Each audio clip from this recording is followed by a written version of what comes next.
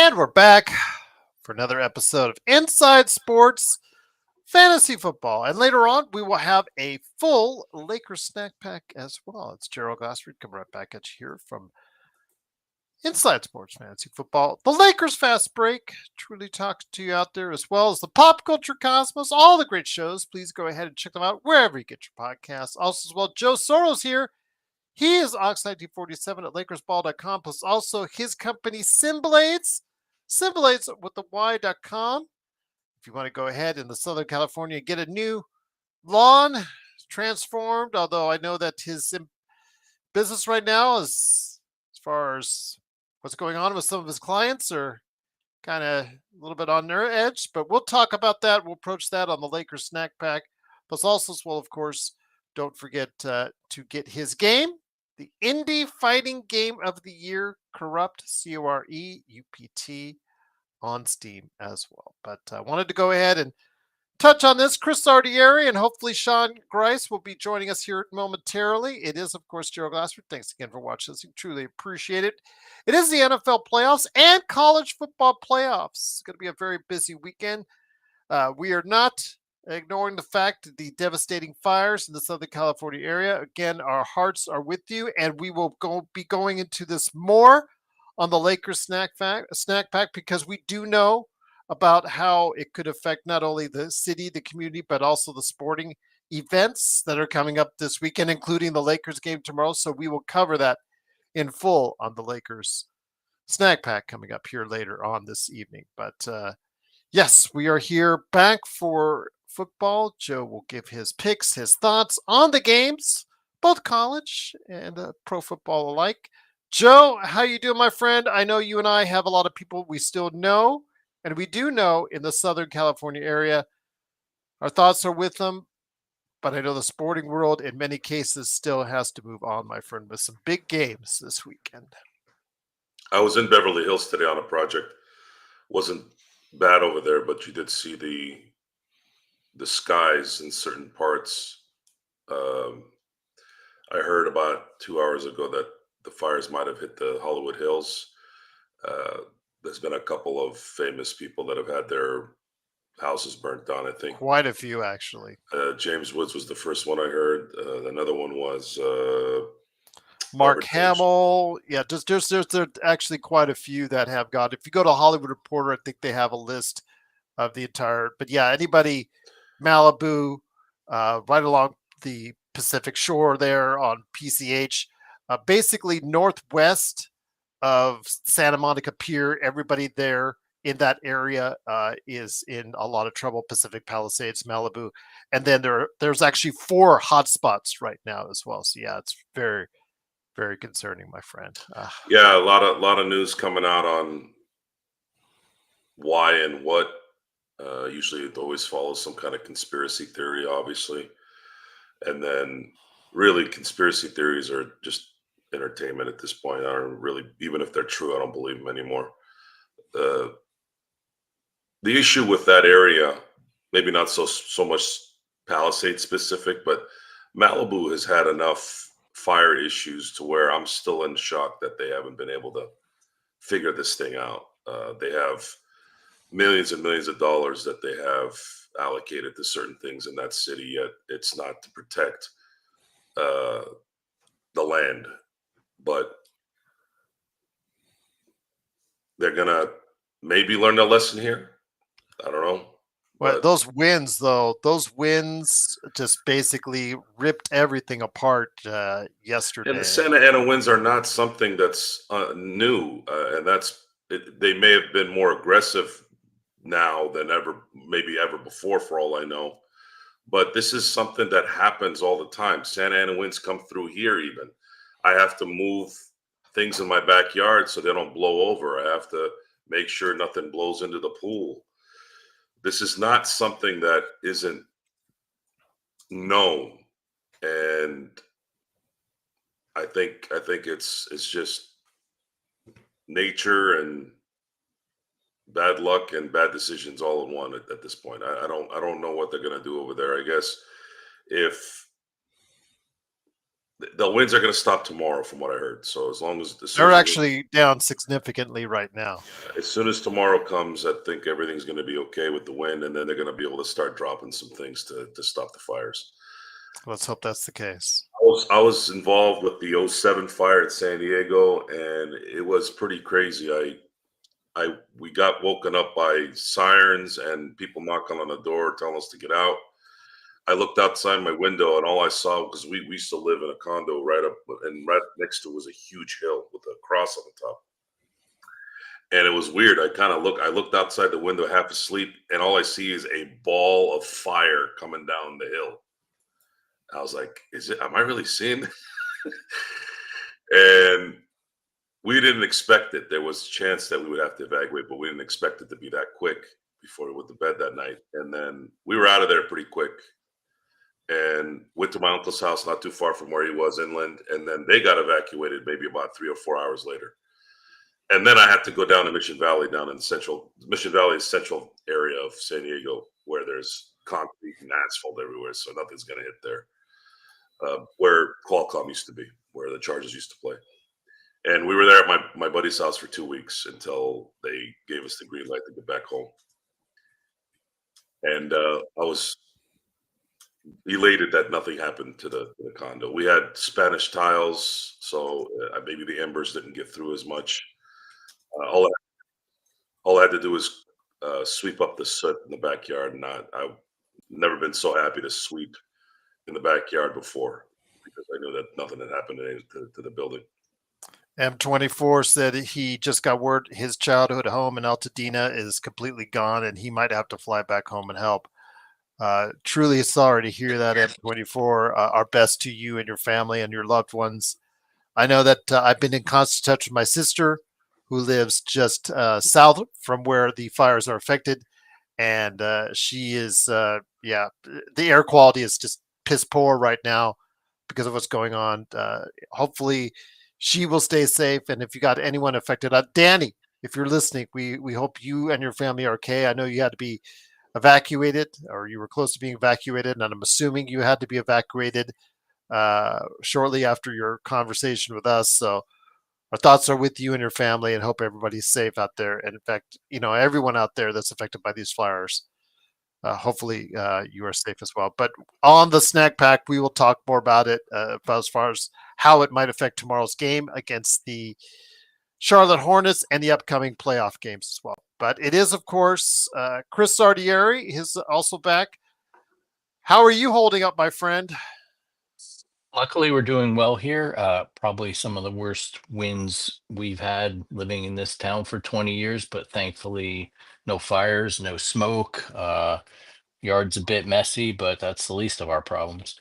Yes, absolutely. Well, you and your family stay safe. But for most of the sporting world, it does continue. I know that the LA Kings game for the NHL was canceled today, or postponed, excuse me. So we'll find out what's going on there. If you're a follower of the NHL, we'll find out again if what's going on. If the NBA's LA Lakers are going to be affected by it against the Charlotte Hornets, and also the NFL with the Rams and the Vikings having been moved possibly to Arizona as well. So we'll go ahead and talk about that here upcoming. But it is, of course, football on the plate, both college and pro. Thought, Joe, before we get into the pro stuff, because there's more games there to cover, there's a couple of intriguing college football matchups because they're running almost simultaneously with the NFL playoffs. Your thoughts, Joe, on what's coming up this weekend? I know that my bracket has already been blown out because the University of O doesn't mean Oregon; it means overrated. So because they, a regular season juggernaut means a postseason not so juggernaut. I know Penn State was a team that I thought might surprise, and they're still in it. Notre Dame, after that early loss, a surprising early loss, they're back in it now, and all these other teams and conferences are picking on them because they don't have a conference championship, and so they play one less game. Your thoughts on the college football going to go on this weekend? Yes, I finally had one bust in my bracket. I had Georgia beating Notre Dame, but Notre Dame seemed to have control of that game the entire time. As far as, and I talked to Sean about this. I felt Notre Dame would be an interesting team if they could win it all. I don't know why I thought that. I have no affiliation with Notre Dame. I have no reason to think that. I don't really care about the whole drama behind them always talking about conference this, independence that. Like, I don't. Who cares? Conferences still don't mean anything. If you look at the champions since 2005, there hasn't been one damn team that's been on the left coast since 2005. I mean, you're talking almost 20 years. It's almost like in the NHL with Stanley Cup champions. That there still hasn't been a Canadian team to win a cup since 1993, and unfortunately had to be the Kings that lost that one. But Montreal and Patrick Roy were amazing that year, so none to cry about. But I'm gonna stick with Notre Dame beating Penn State. I might be wrong on that one, but I'm cheering for them. And then I just because my family's Michigan people, and I don't look at it I don't look at college football because I don't have a favorite or in basketball or I don't look at college football in any other way other than being objective and feeling like the kind of getting the feel for what's going on. So a little bit of me said before even the playoffs started, I said, wouldn't it be hilarious if Ohio State wins it all after all they dealt with? And it wasn't funny, actually, when I thought about it. I go, they barely lost to Oregon, and they're going to play them again. I go, they're gonna whoop them this time, and they did. And then the loss to Michigan, I don't really count that because it's just like a division team in the NFL playing against another division team. I'm never surprised, no matter how bad a team is in the division, when they beat a better team, because that's what they prepare for all year. They know they have to play this team twice a year, and there's a rivalry and all that. And in college, we all know about the Michigan Ohio State thing. So I think we might have something once this is done and there's a final. I think we'll be able to do a show on that maybe. But right now, I'm sticking with my original picks minus Georgia. Notre Dame beat Georgia, so I'm going to stick with Notre Dame. I'm going to go with Ohio State and Notre Dame in the final in the last championship or national championship game, and I want Notre Dame to win, but I feel that Ohio State's going to win it all.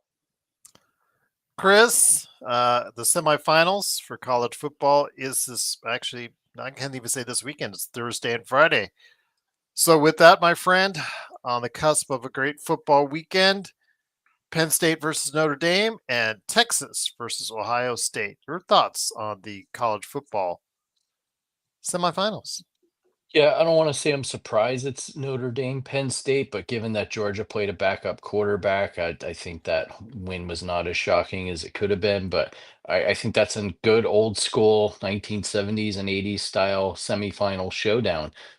Every time I think Penn State's due for a loss or James Franklin will do something silly like he did earlier in the year against Ohio State, he's proven me wrong now. SMU and Boise State are not in a class of Notre Dame or even Ohio State, but I think it'll be a good game. I'm going to agree with Joe, and I think Notre Dame edges them out. I just like the way their defense is playing. I think Freeman's a better coach than Franklin.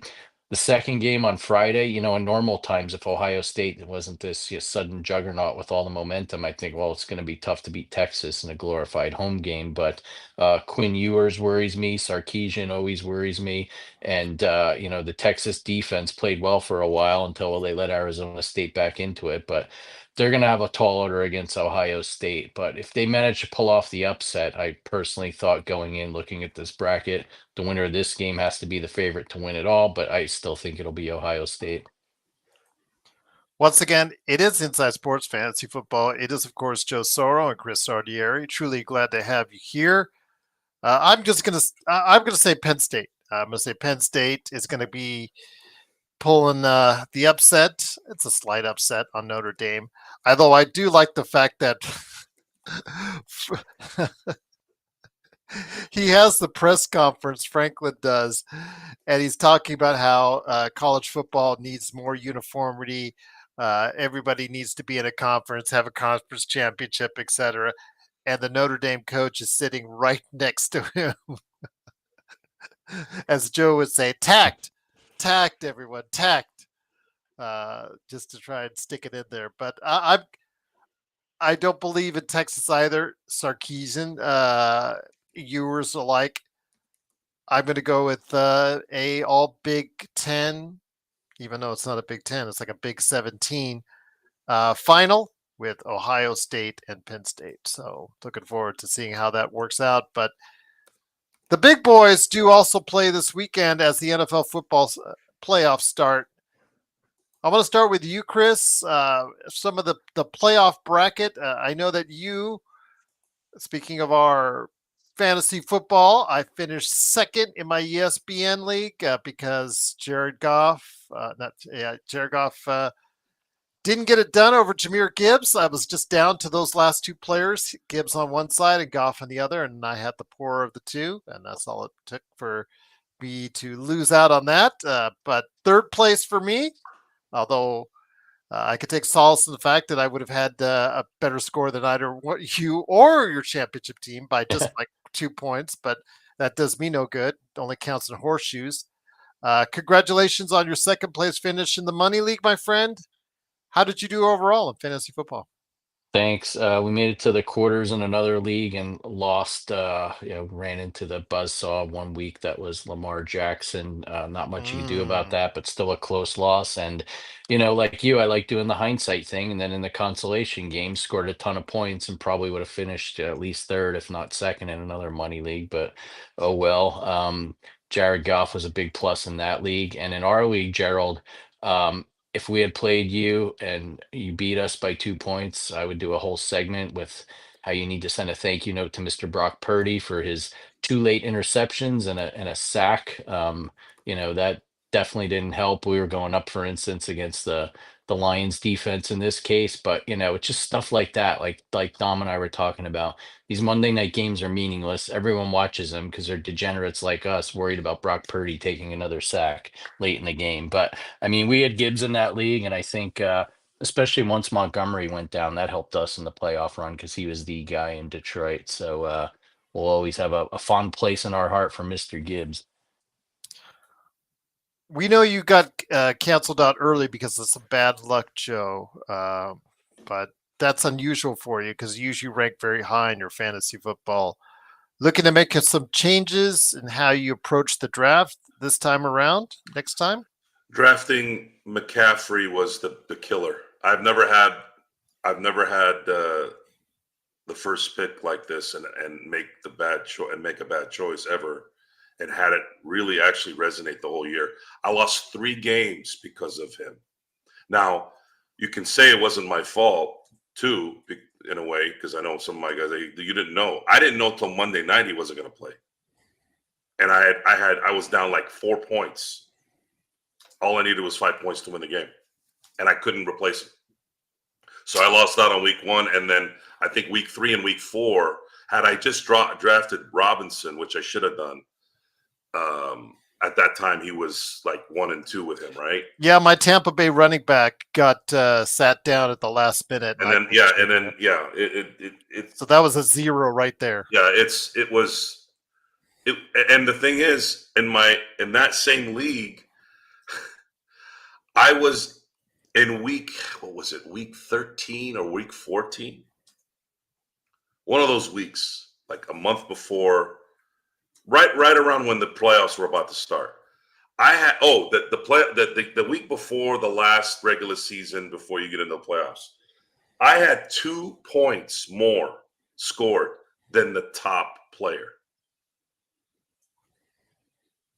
I was getting everyone's best week, and I lost 3 or 4 games by like 3 or 4 points.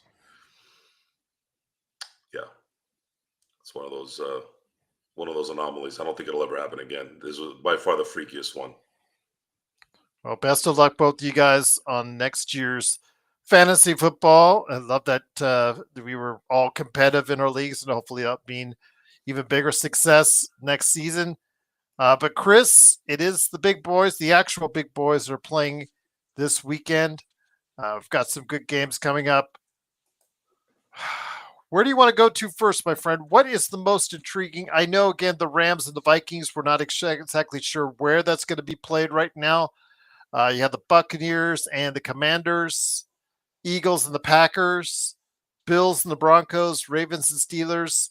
I know Joe will probably want to talk about that first. For him, Texans and Chargers, with the Chiefs and the Lions standing by on a bye, my friend. I want to before Chris goes, I want to compliment Mr. Mara, which you all have seen me all year. You haven't seen me really denigrate the Giants. I think anyone who denigrated the Giants this year, other than just unless they were the NFC East opposing Or team, Chris Lardieri.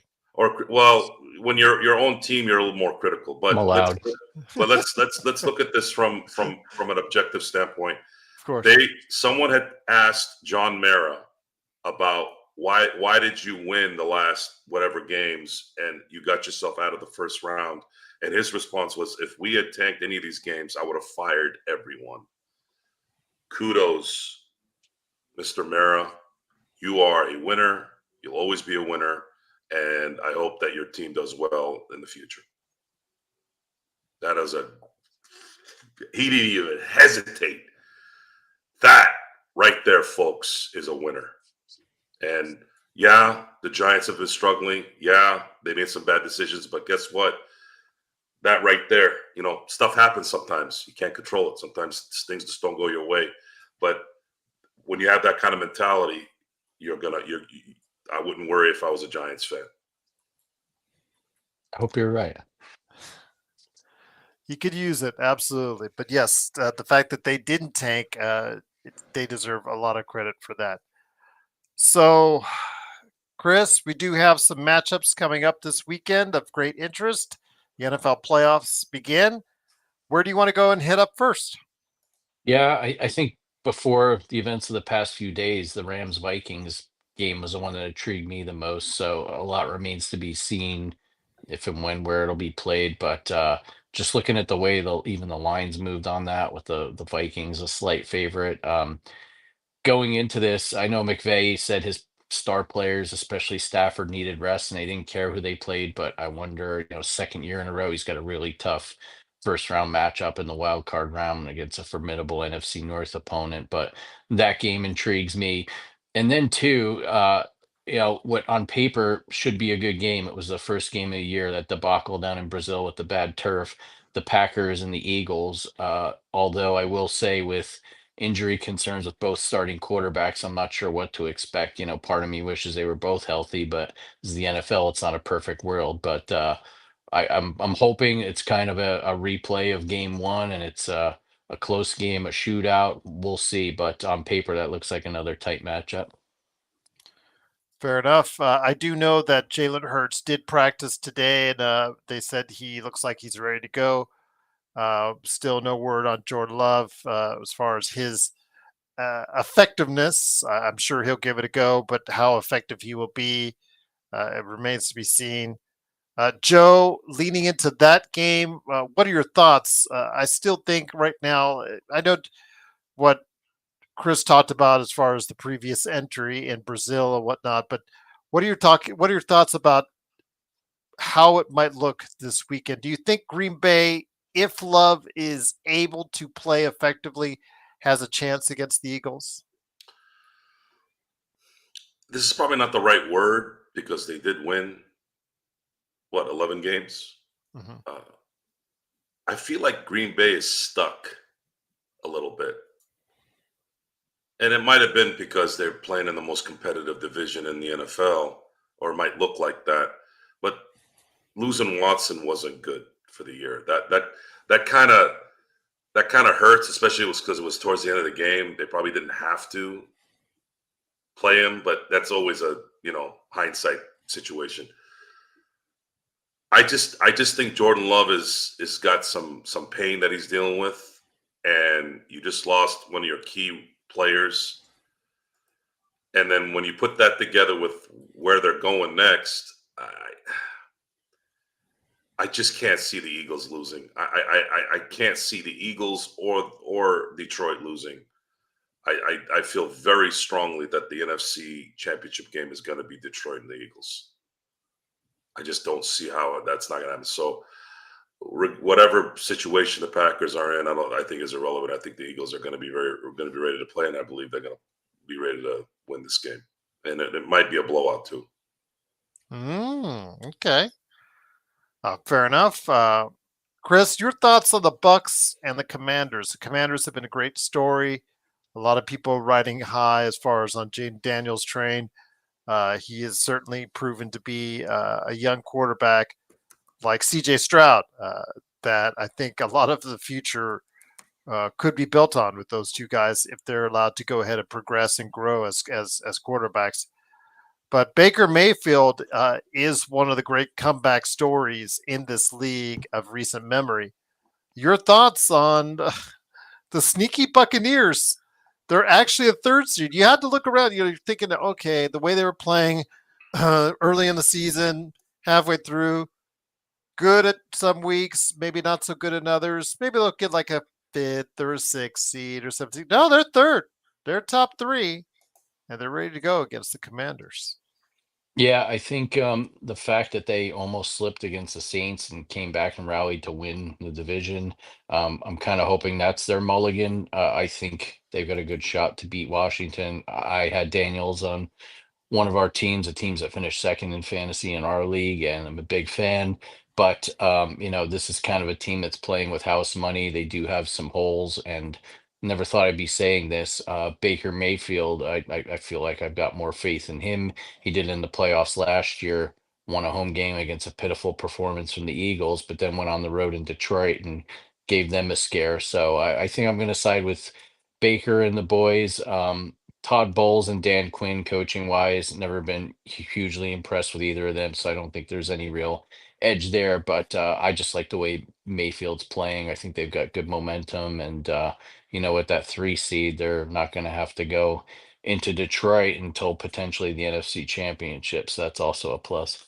This is my yearly complaining that even though the Commanders have a 2-game better record than the Bucks, Joe, they still have to go on the road. That's what happens when you have an antiquated playoff system, in my opinion. I mean, give me a break.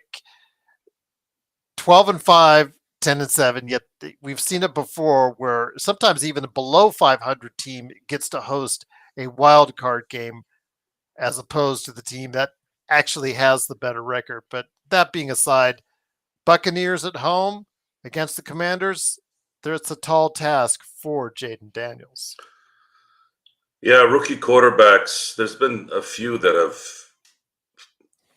gotten to conference championships as rookie quarterbacks in recent memory. I think the two I remember vividly are Joe Flacco in 2009 for the 2008 season, and then Big Ben in 2005 for the 2004 season. So it wouldn't be a surprise if Jaden wills his team in a road win. Although I don't think that the Redskins had those defenses of the Steelers in 04 and the Ravens in 08. And that's really what's probably going to make a difference here, is which quarterback is likely going to play worse than the other, and whoever plays better will win. I'm going to pick Baker Mayfield because he's at home and he is playing a rookie quarterback, and pressure and all that. I think I'm going to side with the Bucks on that. They've had a couple of weird games this year. That's why I'm kind of not as confident. I'm not saying the Bucks, but I think a little bit of that experience will go a long way, and I think they'll be able to pull it out at home. Oh, by the way, they face the Eagles after this, right? Mm-hmm. Yeah, that's gonna. I kind of want that because the Bucks seem to have the Eagles' number in the playoffs in the We'll find past. out what's going So I on. wonder if that mental part would happen again. I pick teams according to what I think is going to happen, but it doesn't necessarily mean I want them to win. But I'd like to see. I think it'd be good TV to see the Bucks play Philly. I think that would be good. Good I TV. do know that Jaden Daniels, man, he's getting quite a big fan base. So maybe And if you he got to does be win, careful. You see, it's you a got to good be. story at least. Yeah, definitely. And I had picked him at all the quarterbacks to do the best this year because I just felt like he's very composed. He cares about what he does. And I was hard on Caleb Williams because I thought there was some outs off the field stuff that he would do, and I'm like, is this guy really focused on football? But it's nice to be wrong in those situations, and I'll tell you why. I don't want Caleb Williams to fail. I want him to succeed, but you got to show us. And Jaden Daniels, to me, if I was picking as a Bears owner, God help me, working for the Bears, I would have probably picked Jaden Daniels. Now it's going to come down to Jaden Daniels has to do what all great quarterbacks do. They got to be about it, and it looks like he is, and he's got to continue to adapt. Because as soon as you stop adapting, that's where they figure you out, and then you turn into C.J. Stroud this year. Now he didn't have a bad year, but I feel like the NFL media has this interesting love affair of boasting about certain players that have a good year, a good rookie year, and it's like they're the next freaking Frank Sinatra of football. I'm like, God, just relax.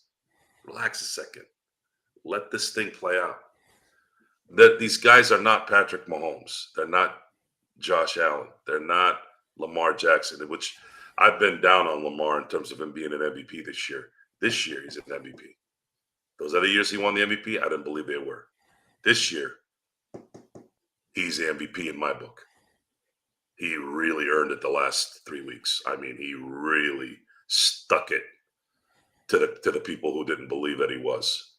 And if he goes on, and I wouldn't be surprised if Baltimore beats KC and goes on to win the Super Bowl. Shoot, you're looking at.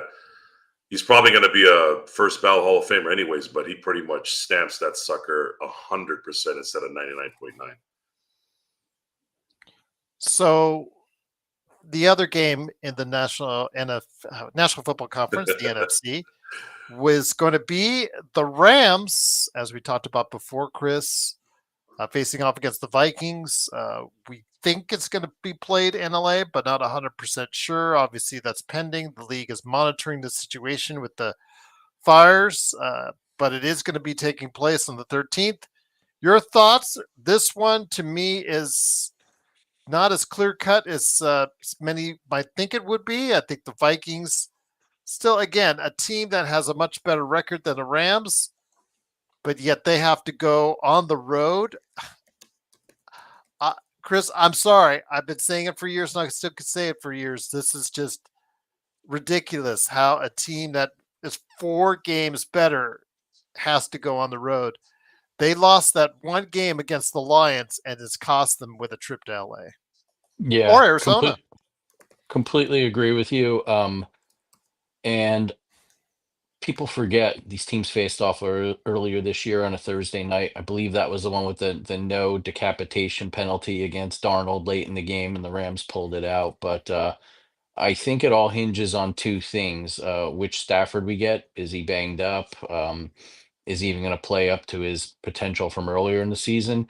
And which Sam Darnold do we get? And I know the Lions really scheme well against him this past Sunday night, but every time I seem to doubt Sam Darnold, he steps back up and has a big performance. So I think he can make or break the game here. The Rams defense, they really rebuilt it on the fly, losing Aaron Donald to retirement. They draft Verse, who's likely to be a defensive rookie of the year. They turn that side of the ball around, but I think at the end of the day, it's going to come down to, do we have the old Sam Darnold or the new Sam Darnold? And I don't have a crystal ball, nor have I ever been able to figure out Sam Darnold. But I think that's right there is going to tell you who wins that game and moves along. What about you, Joe? Again, the Vikings getting rewarded for their loss and just barely missing out on the number one spot. They get rewarded by being sent to LA or Arizona to face off against the Rams. I don't know. I mean, to me, it's not as clear cut. You're basing a lot off of Sam Darnold. Do you think this rags to riches story? Another like Baker Mayfield before him. This rags to riches story about a backup or a guy that was big name coming out of college, didn't quite get it done as the first time around as a starter, became a journeyman backup, all of a sudden gets the right opportunity, and let's see what happens with Sam Darnold in the playoffs. I actually had this as my upset of the week. Really? Until the fires. Now I don't really know too much. I'm almost positive they're gonna play this game in Arizona. And what that does in terms of an advantage now is changing. And that could swing towards Minnesota a little bit. Minnesota plays in a dome. I know the Rams, what is it, half dome, whatever. But more often than not, and again, I don't even know if that will matter anyways, really. But sometimes when you feel like you're at home, when you're not, maybe it might be better. And I think AZ has that advantage for the Vikings. As far as Sam Darnold, I'm always doubting Sam Darnold. I doubted him last week, and you saw what happened. And I hate to be like that, but it's still Sam Darnold. Until he wins those kind of games, it's going to be difficult to feel bad for someone who was, second pick? And played for how many teams? 3? Quite a few. Yeah. I just, and hey, I'm happy, McDonald's the quarterback whisperer. That's why Chris's boy went to Minnesota. Daniel Jones, maybe he wanted to rub off on that genie a little bit. JJ McCarthy doesn't get injured, could change the whole series. Right. And I'm not high on JJ McCarthy either. I thought he was picked. That guy is a third round pick to me. But that's a discussion for a different day. I'm going to stick with the Rams. But them going to Arizona likely is going to maybe bridge that a little bit less. And I think it'll be a good game either way. Did you want to add something on, Chris? No, I just laughed. I had a good laugh about that. Sorry about Daniel that. Jones. I was thinking about saying it. Did I say Daniel? Did I say it all the way, or did I just say Jones? I don't know, man. I don't want to give you. I didn't want to give you. Say Danny Dimes. Yeah, I didn't want to give you PTSD. I'm sorry. I should have. I was trying to make a point. That's all, and it makes sense because Darnold's there. He's kind of had a resurrection a little bit, and I don't know how that's going to play out in Minnesota, but I'm glad I'm not the coach there to make that decision. So in the AFC, you've got the first off on the East Coast. We don't know what the weather could impact this game, but the Broncos heading into Buffalo to face off against the Bills. I still have a feeling this is probably going to be an inclement game, which is great for viewing, but not great for playing. Kind of makes it anyone's ball game, but the Bills are been used to it, and Denver, they live in a cold climate, so it shouldn't affect them too much. Chris, your thoughts on the Broncos and the Bills this weekend? Yeah, I know everyone's going to write off the Broncos and say they got, kind of, I don't want to necessarily say back in, but, a team with a weak schedule. They beat who they should have and didn't beat anyone of substance. But this is a Sean Payton coach team. I put nothing past him. And let's face it, the last first rounds 2 years in a row, the Bills, I don't want to say have underperformed, but they haven't blown out their opponents like everyone thought. First, the Dolphins with Skylar Thompson as a backup, and then last year against Joe Steelers with Mason Rudolph. So I think it'll be a little more competitive game than people anticipate. And, Denver being a cold weather team, I know it's practically Canada up there, but I don't think they're going to be intimidated by that. And, Yeah, we'll see at the end of the day. I think Josh Allen will be too much for the Broncos, but I don't think this will be the pushover that most are predicting. Joe, do you feel the same way, or do you feel like Josh Allen might run free with a lot of options against Denver? I think Buffalo will have this in hand. In the NFL, you never know if something's going to be a blowout because the cynic in me sometimes feels like there's some manipulation that goes on with timely penalties when there's a 14-0 score and that team that's 14-0 doesn't get a call and all of a sudden they got to punt it and then the other team gets the ball, has the momentum, blah, blah, blah. However, I don't know if that's necessarily the case here. I think the Buffalo Bills are on a mission. I know McDermott is the coach there. Anything bad can happen with him every now and then. But I'm picking the Bills comfortable, at least in the end. I do want to say this since Chris mentioned Sean Payton. He's my coach of the year, and I thought Bo Nix wasn't going to be a good player either. And not only did he play good, he played amazing this year. So kudos to Sean Payton. Kudos to what they're running over there because Sean got a lot of crap. Sean got a lot of crap for what happened with Russell Wilson because people are in love with players for whatever reason and they can't differentiate football and the person, right? And again, I thought he was still kind of hard on Russell because he's a nice guy, right? But this is football, folks. You need to get your feelings out, okay?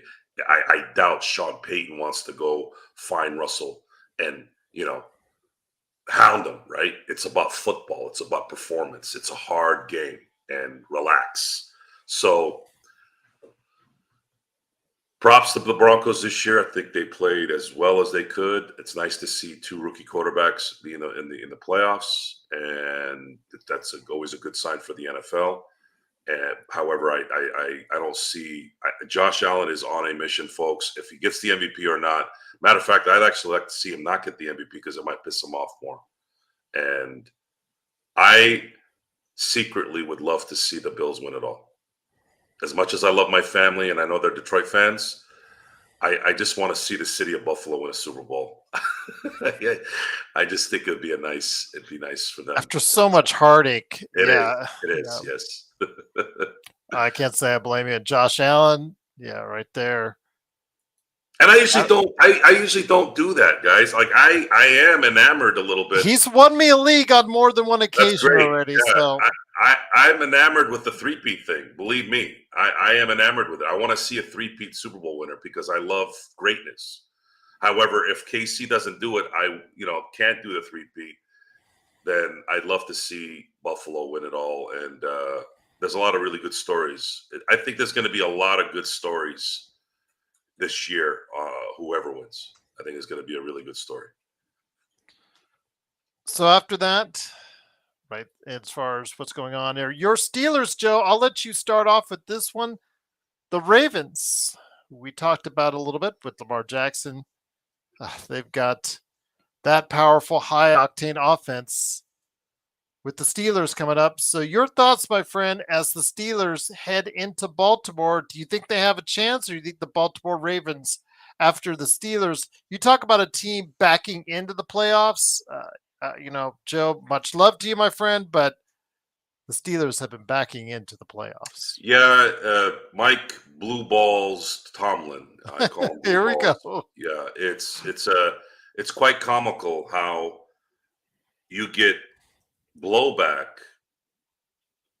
and when I'm talking in those conversations, I'm the only one that's watched every single blue ball game that's been coached. I'm telling you guys this isn't one of those things where, oh well, we're not getting what we want, so we blame the coach. Folks, if you really, really need to know what the issues are, you have to watch the games, and I'll explain a little tidbit here.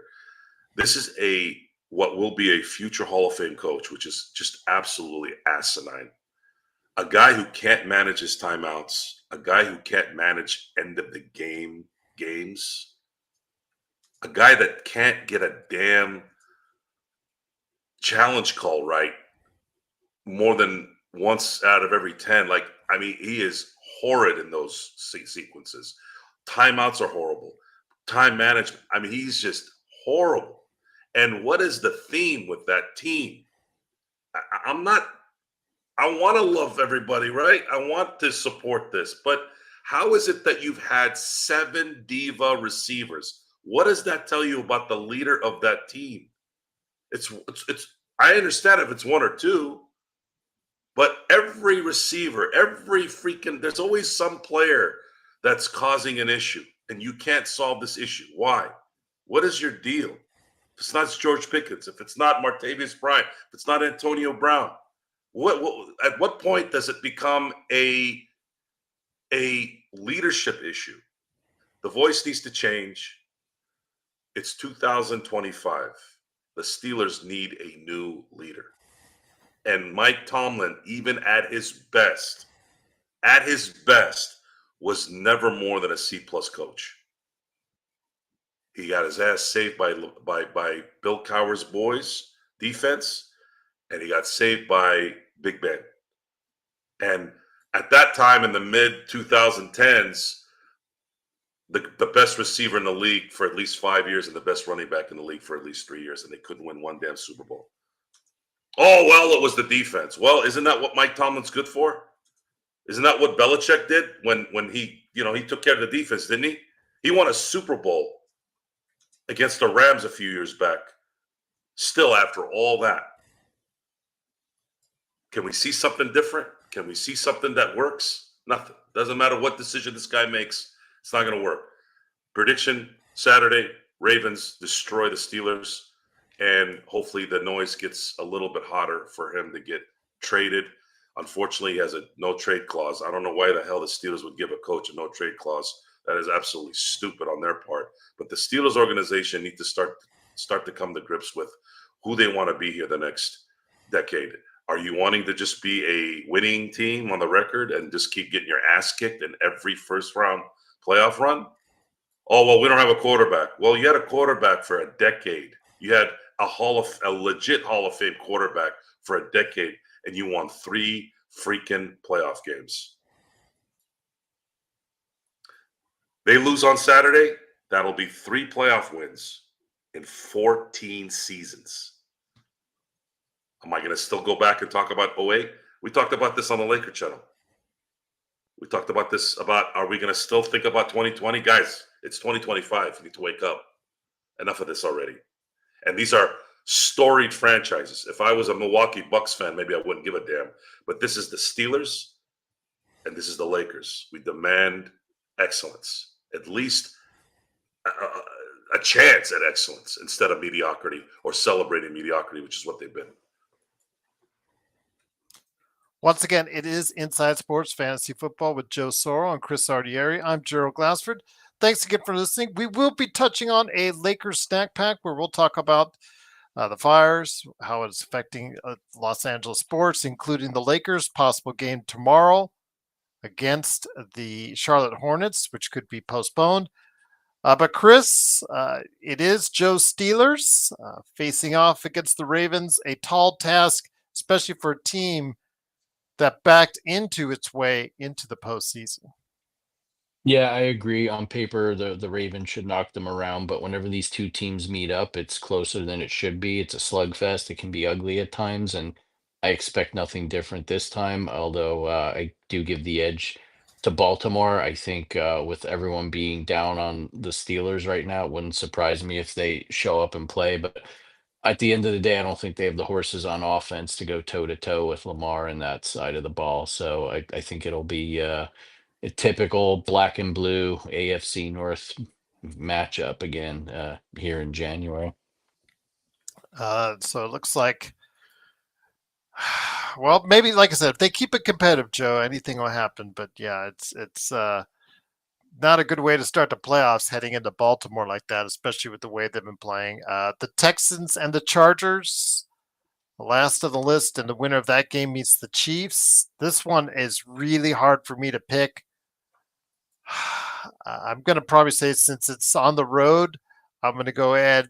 Sorry, Chargers. I'm going to go with the Texans on that. But yeah, I don't feel comfortable either which way. Both of these quarterbacks have not.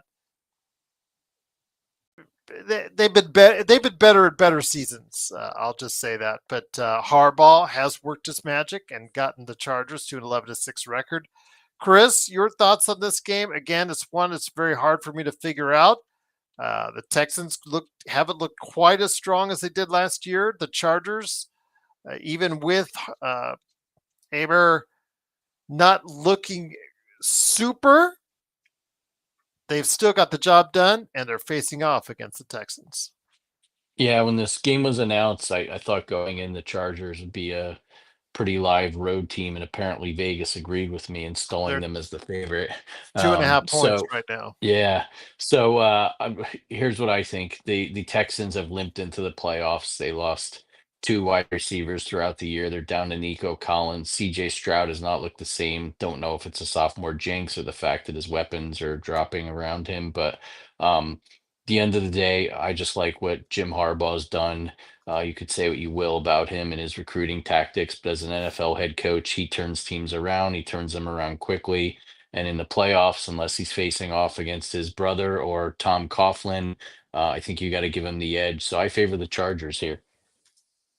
Joe, any thoughts on this game? Again, Yeah, I trust. I think it's going to be a low scoring slugfest on that one. I don't have a feel on what it would be, but I would definitely pick the Chargers to win by 3. I could see them winning 20-17 in a game that might be more towards their side of the kind of positiveness. This is another example of what happened. So Tank Dell, before he got injured, he was phenomenal last year, much like C.J. Stroud was. And then, of course, they come into this year. And this is why I don't know necessarily if it's because he's lost his weapons, because I think I was surprised at how kind of mediocre Tank Dell had was playing this year. And when those things tend to happen, when you have someone who played so well the year before, and all of a sudden they're like non-existent the following year, and they're young players, they're not old players, and they should be getting better, right? Or at least sustaining what they had the year before. That is usually a coaching issue. So DeMarco Ryans is another guy that for some reason people want to anoint someone because they have an amazing first season or a run, and now they're the greatest thing that's ever been created. Guys, relax. What did your favorite quarterback, Gerald, say? Relax. Right? You remember him, right? Yep. We're going to be remembering him because I think this might be his last year.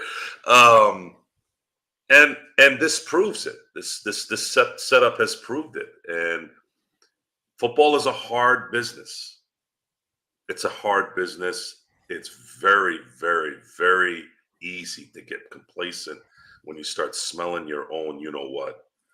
And while the Texans still made a nice playoff run, they're probably in the worst division in football. Would you all agree? I'd have it. AFC South, right? Yeah. Oh yeah. So again, competition to me matters, and that's a whole different discussion. And you've heard me talk about this on our Lakers show, Gerald. Competition matters. I'm not going to be impressed with playoff appearances and finals appearances, especially if you've gotten less, I guess, resistance. So in the end, I trust Jim Harbaugh and I trust Herbert more than I trust C.J. Stroud and DeMarco Ryans in this situation. I can see the Chargers winning by at least 3, probably by 7, maybe like a 27-17 to be real. I could see them doing that in Houston, and we get a chance to see Houston. Get a chance to see LA against Kansas City, right? There you go. I think that's a better matchup for TV and for us. So with that, it is, of course, Inside Sports Fantasy Football.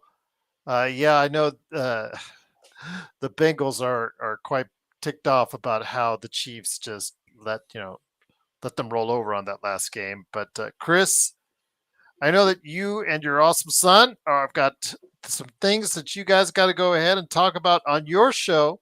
So please give it a shout out, my friend, before we head on out. Yeah, thanks. Domination Sports Nation, wherever you get your podcasts. Most recent episode, talking why is this NFL season so mediocre? Got a lot of mileage off of that. Also, talk some college football playoff. Our next episode next week, we'll wrap up the college semifinals and wild card weekend and preview another great week of upcoming football with the division rounds and inevitably the NCAA championship. So, lots to talk about there. The NBA's heating up, and before you know it, when all this football's over, pitchers and catchers will be reporting come February. So we've got some baseball on the horizon. I'm going to put it in the chat. Please go ahead and support Chris and Dom today at the Domination Sports Nation. They do a great job covering the world of sports. If you want to supplement the Lakers Fast Break with some good listening and inside sports fantasy football, there's also the Domination Sports Nation wherever you get your podcasts. Well, Joe, looking forward to a good football weekend as well. Hopefully, we will get all these games going off on time, on schedule. But any last thoughts on the games, college or pro football, before we head over to the Lakers snack break? Well, Chris had mentioned how the bit where the season's been pretty mediocre in terms of, and I have to agree. A lot of the weeks I was looking at the schedule, I'm like, these games suck. And of course, what did that mean in the end? Nothing. They had the highest ratings ever, right? Pretty much. So what's going on here? What is it about the NFL? On more mediums than ever now. Yeah, they've gotten as close to flag football as you can get. The teams suck. The games suck most of the weeks. How the hell are they doing this? I don't know. I don't get it. I'd like to know. I'd like an answer. It is the only professional sport that is the clear number one in both gambling and fantasy. And I know people argue internationally, you've got soccer and things like that, but you ever try and bet on a soccer game? It's not fun.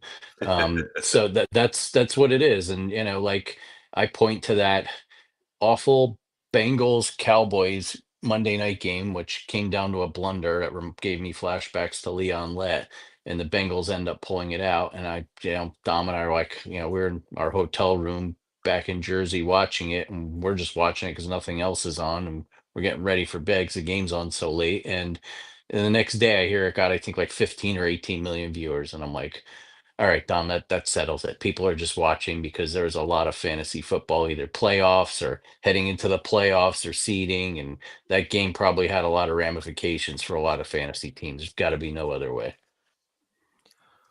Well, with that, it is Inside Sports Fantasy Football. Please go ahead and support Chris Lardieri and his son Dominic Lardieri on their venue, wherever you get your podcast, called the Domination Sports Nation as well. So if you got anything for us football-wise, please leave it in the comments below, or you can hit me up, isfantasyfootball@yahoo.com. But for Joe Sorrow and Chris Sardieri, it's me, Gerald Glassford. Thanks again for watching and listening. Truly appreciate it. Coming up next is a snack pack.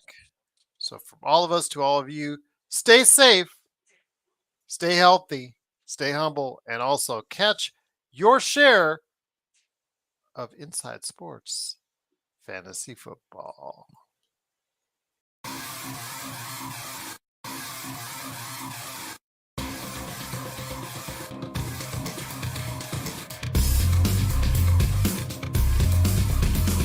Sure you're not going to get a copyright infringement on this picture shit?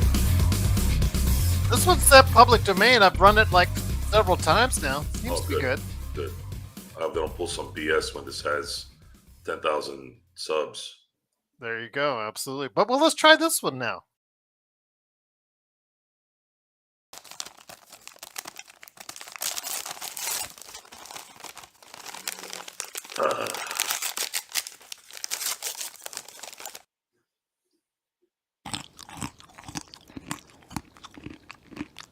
Wonder who that person is that's eating.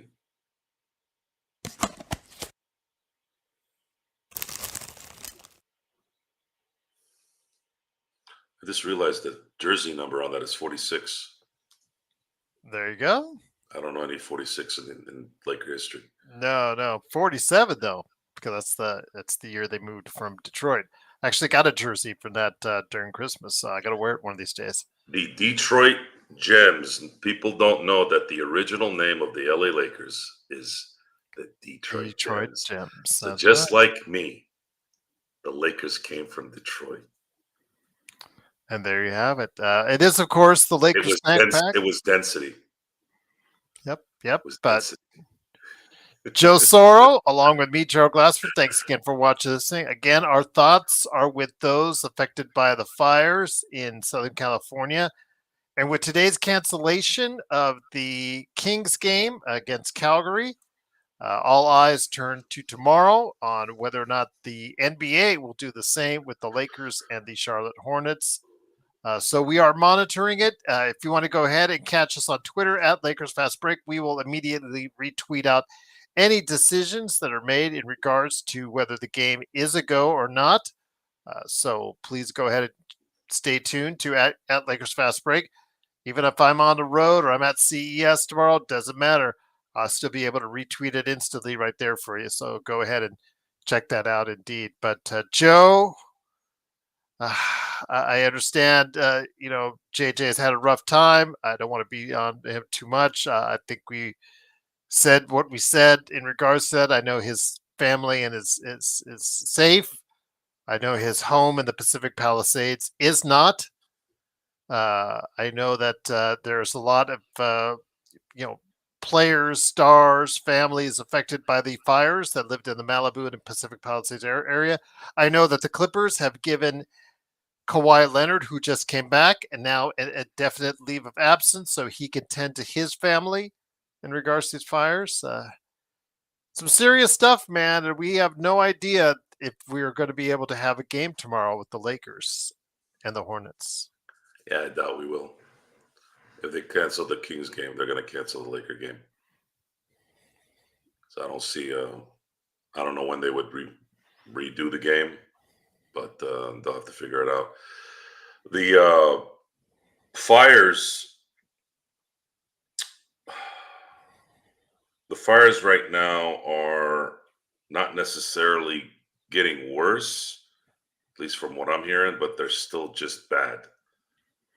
It's probably going to take, I don't know, a week. So I don't know when they're going to decide to do something other than we know that the winds have stopped.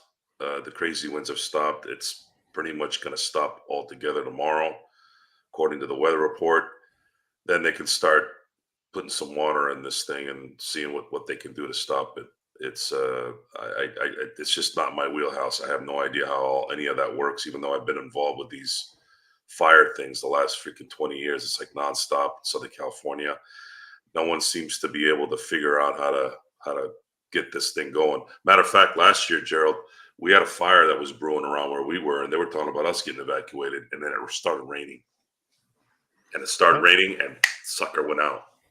And that's part of the problem because it hasn't rained. I know in Las Vegas, this is the second longest drought we've had as far as no rain.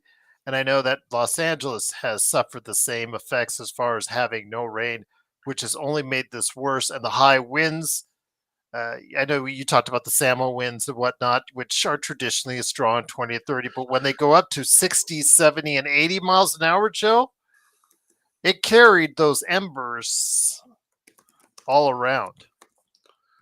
Yeah, this was the worst time to have an alleged cigarette go on dry weeds. I don't know. I don't know. I don't know. I don't know how these things start. I really don't. If it was lightning starting something, okay, that makes sense. We don't really have a lot of lightning here, really. But how is it that this thing started from these kind of winds, and why wasn't there any prep? I don't know. I don't know what these people do. I don't know what this is about. It's an area that has been constantly hit with fires. Malibu is a fire freaking magnet. Why hasn't this thing been figured out by now? I know nature is destructive. I know you can't stop nature, but I'm sorry. You got to be able to start getting something going before things get bad. I just we've put people on the moon. We have technology that can turn I don't know, a robot into a human. I don't know what the hell they have these days, but I don't know. I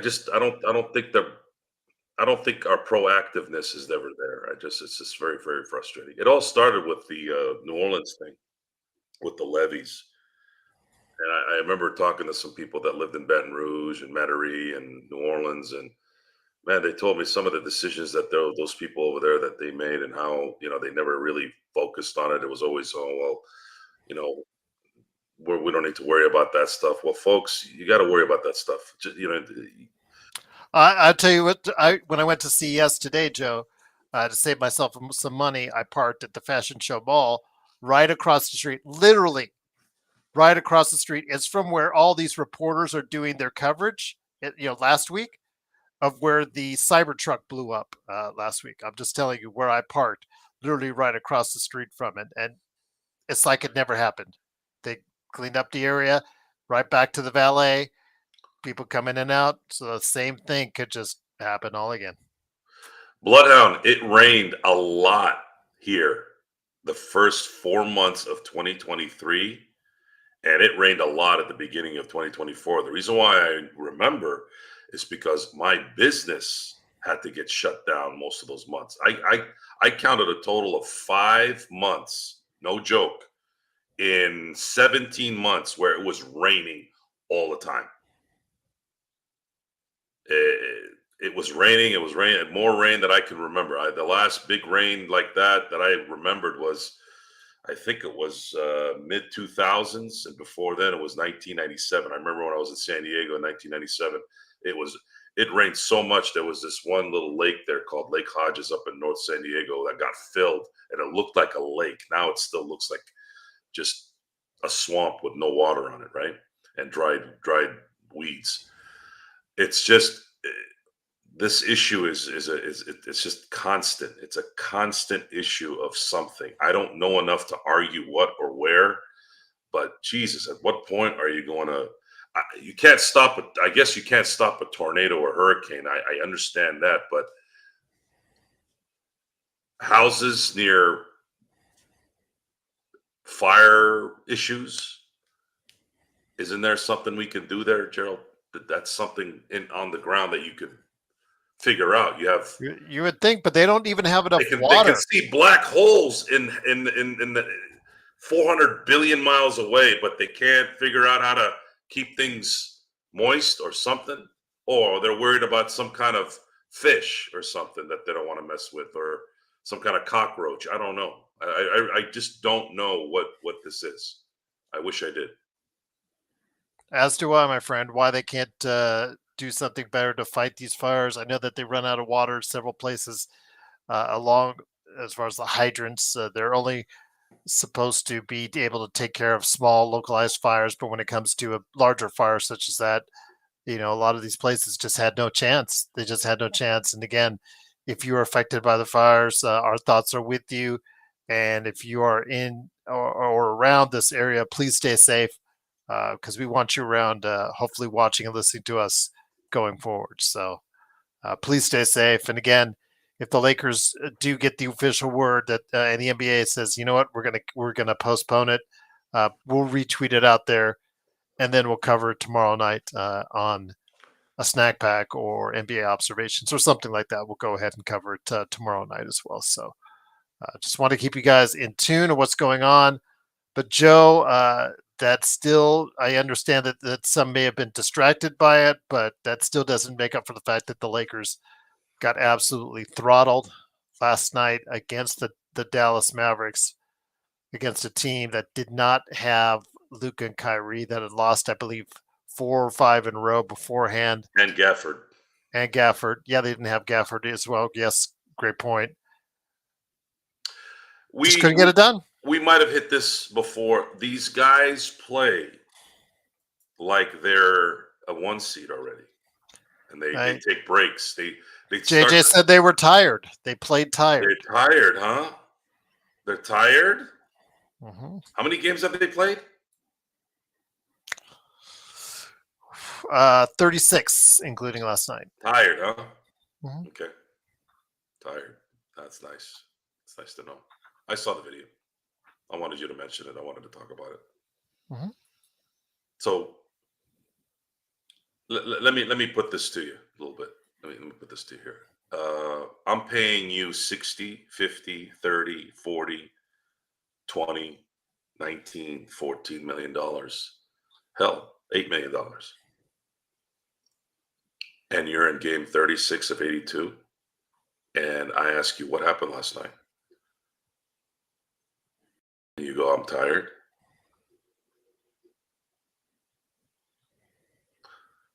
How do you think I'm gonna respond to that? Obviously, the people that they work for don't give a damn. They're coward pussies. That's what they are. But if I was in charge of this thing, first of all, this thing wouldn't be happening if I was in charge. So it's kind of a moot point. But let's just say I did. Let's say I was. And somebody brought up the Patriots thing, and I'm going to correlate that with this. If you're tired and you've got state of the art up the yin yang all over the place, and you're supposed to be the best, you're supposed to be the badasses, the unleashing of who they are will be very, very vivid. I would tell them exactly who they are and how weak they are. Unfortunately, I'm not in that position. And to correlate it with the Patriots fan, I just found it comical that people don't learn the lessons. All respect, with all due respect to Coach Mayo, that guy should have never been a head coach in the NFL. I don't. They were talking about how he was baby Belichick and all that. I just, my brain. I hate being like this. I really do. But it's the amount of stupidity and the amount of not knowing anything. And then imagine those same idiots and the people around them, or the people that I want to be in the positive, will then come back at you and say you don't know what you're talking about. Like, what is the decision making? And Bob Kraft has had a pretty phenomenal coaching career. You have to give him credit for what he did, hiring Belichick, allowing Belichick to make certain calls. Belichick gets a little bit of negativity because of the Brady ending. I'm like, by the way, folks, Belichick is the one that decided to not play the newly signed Drew Bledsoe for Tom Brady. So if you're going to sit there and pull the BS about how, well, he only won because of Brady, well, you would have never saw Brady if it wasn't for Belichick. You could go look that up. That was you want to see controversy? Imagine that. Drew Bledsoe at that time was like Peyton Manning at that time, in a way. And imagine saying, we're going to sit Peyton Manning because we think this other guy is going to let us win more. And then he went on to win a Super Bowl. So, decision-making,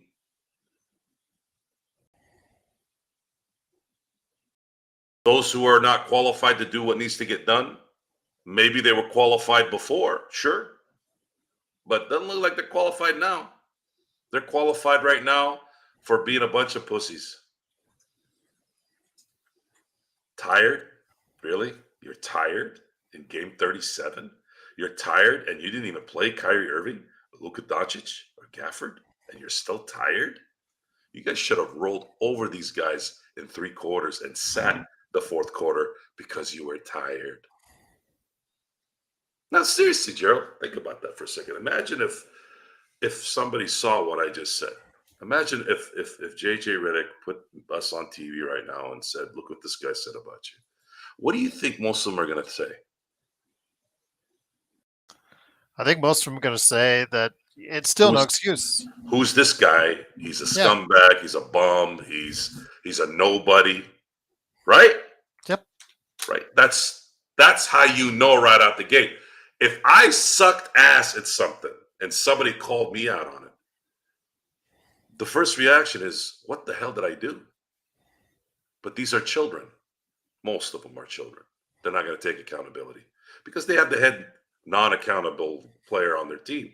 They all draw from that. That's how it works. That's why when I said Popovich yelling at Tim Duncan in practice sets everything right. Belichick yelling at Tom Brady in practice sets everyone right. Well, if you Al Davis everything, you see what happens there. If you Jerry Jones everything, you see how things go there. If LeBron is able to have the team draft his no talent son, what do you have to worry about? You don't have to worry about anything. There's no accountability. There's no excellence that's in the decision making. It's mediocrity and pampering and taking care of your players. Isn't the money enough to take care of your players? You would That think. should be enough, right? And of course, respect within the organization and keeping open communication. But does that mean you're going to go and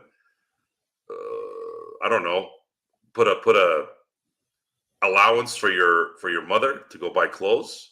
What do you think that's going to do to the rest of the team? By the way, that's Juan Soto in New York. The fact that he's going to get paid at least $800 million when this deal is done, and the fact that he made the Mets give them an allowance for his mother's clothes.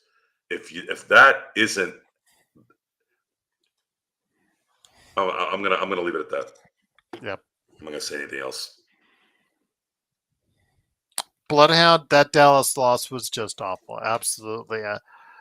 I think that if the Lakers are just short of getting to any type of spot in the standings, whether it's just in the play-in or missing the play-in or just missing the top 4 seeds or what have you, I think we can point to that game. I know a lot of people point to the Orlando game or people point to the game in Atlanta.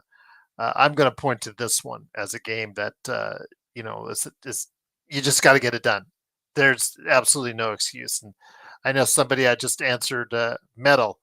Big shout out to you, Metal. Appreciate you watching. But Kenny Smith is offering, his alternative on it. And I'm just like, this is a guy who gets paid by TNT to run to a display monitor. I can't believe there is an excuse. There's absolutely no excuse. I mean, if Dallas were to lose against a team that didn't have LeBron or AD in the lineup, our friends on one of the great Mavs podcasts that we have been on before, their fan base would say there's just no excuse. It's just absolutely no excuse. You have to win these games when they're presented to you.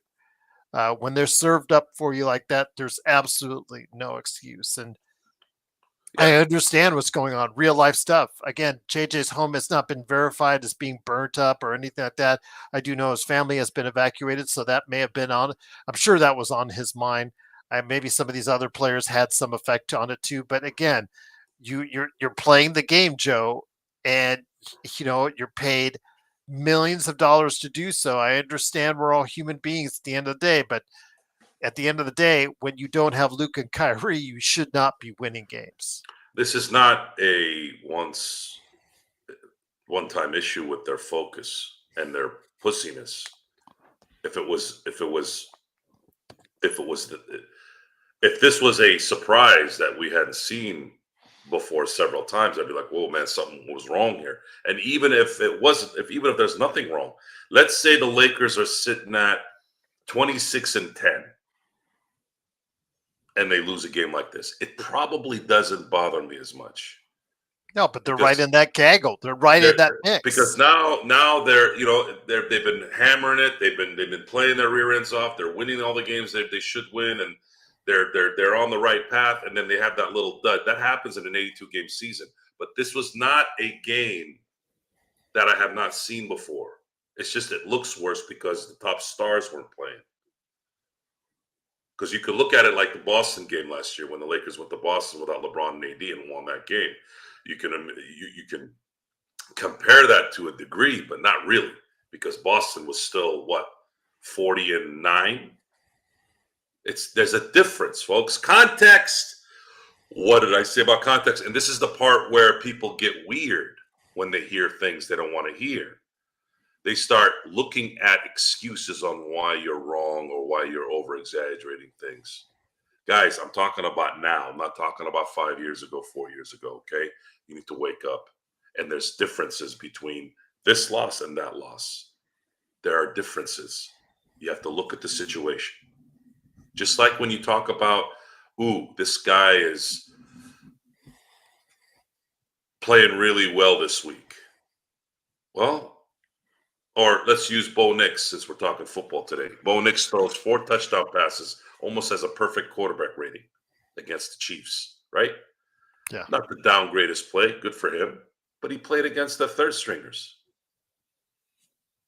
There's a difference between that and if they had the Chiefs at full force, he probably doesn't have those numbers. Yeah. So there's a lot of scenarios here. And we watch every game. We know this team's personality. And it's not just the Lakers, really. It's the NBA and the just the athletes as a whole. They've become softer and have scaled back on their maturity even more than they had even before. Basketball players have always been divas. Basketball players have always done things to fire their coaches or to have issues with their coaches where the team had to make a decision on getting rid of the coach. That doesn't change. But to this degree, to where they can control a franchise with it, that part is when it gets bad. And the Lakers have that. The Lakers have no accountability on this team because the head guys on this team carry no accountability. They will get rewarded for doing what they're doing, and they will continue to get rewarded for what they're doing. And why should anybody else do anything different? Why isn't Austin Reeves yelling at everybody in the huddle while they're sucking ass? Why isn't there anybody out there going, "You guys all play like a bunch of bitches"? How come you don't have that? No one does that anymore because they're worried about, who's this guy? Oh, who's that guy? Okay, well, enjoy your money. Enjoy your money. Whatever it is that you make, I'm sure you can keep buying shit with your life and enjoy the publicity, enjoy the whatever fame that you like at your convenience, of course. And then, of course, we're the idiots that keep watching it and keep lining their pockets. So in the end, we're part of the problem. We'll always be a part of the problem. We will, as long as we keep supporting it, as long as we keep doing things to channel that enthusiasm, as long as we continue to do the show. In essence, doing this show helps perpetuate that problem, Joe. I mean, anything that we do to support the Lakers, we buy their gear, we go to the games, we watch the games, talk about the games. Anything we're doing in support of that is, in essence, perpetuating it, just like you said. Well, what I will say, if it matters, is I haven't bought any Laker gear in a while now. Yeah, I can't say the same. And I have not gone to a game in 2 years, which is the longest drought I've had probably since I moved to Southern California. So I have refused to. The only time I've gone to the crypt wasn't really at the crypt; it was outside at Lakers. I'm sorry, LA Live for an event. I won't support. I won't pay money to go watch. The last game I went to was Pau Gasol's retirement. Yeah, that was what 2 years ago. Yeah, 2 years ago, and it was a beautiful night by one of the most elegant, beautiful players that I've ever watched play basketball, who changed a legacy, who changed an era of basketball just because he arrived and he put everything in this team that anybody could want, anyone could hope for, and those are the things I live for. Those are the things. That's what you congratulate. That's what you support. That's what the Lakers are supposed to be about. And unfortunately, we've lost a little bit of that. That we have, my friend. But again, with the Lakers, their record right now is 20-16.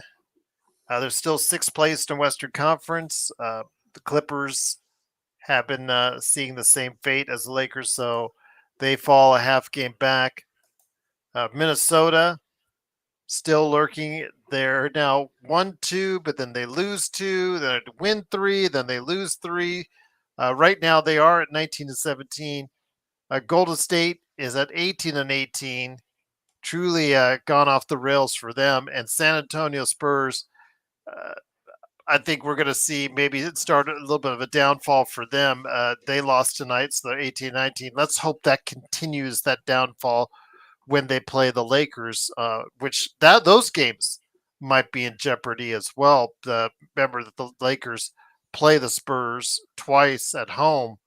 At least that's scheduled for now. We'll have to see what happens.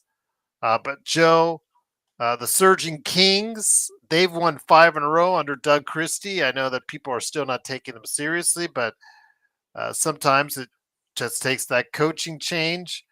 They're back in the mix of things. They're tied for 10th with the San Antonio Spurs. So who knows? Even the Phoenix Suns, if they ever get their act together, although the infighting and you see what's going on with Bradley Beal now being coming off the bench after the good win in Philadelphia. They lost the next night. So, yeah, Joe, if you get on a losing streak of 3 or 4 games, you could find yourself out of the playoff bracketing really quick.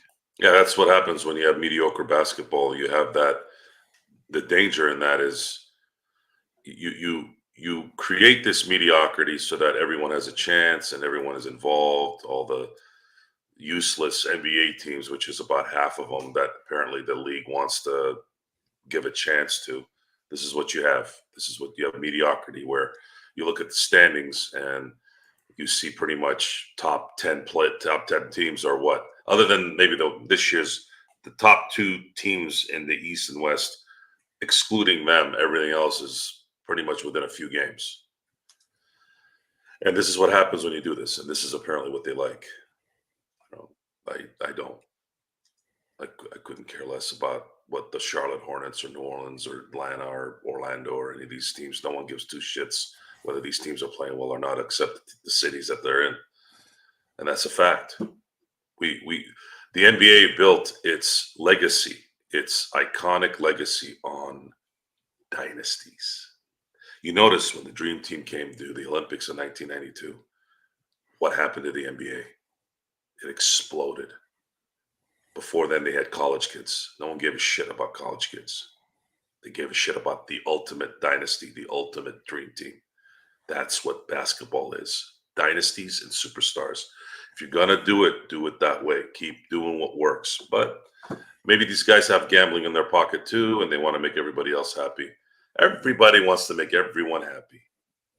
Everyone. And they're trying to change that in baseball, because apparently they got to make billionaires happy too. Sort of. Because I don't think a lot of those billionaires want to spend money.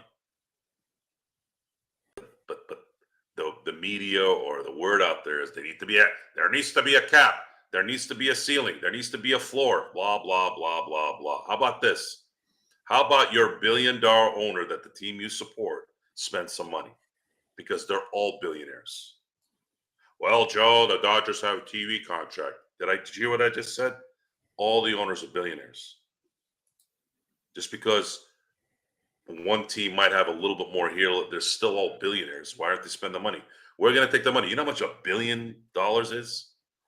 Do you have any idea how much $1 billion is? One? And most of these guys have like 2. Stop crying. Stop whining. Your team sucks because your owner sucks. And our owner sucks too, by the way.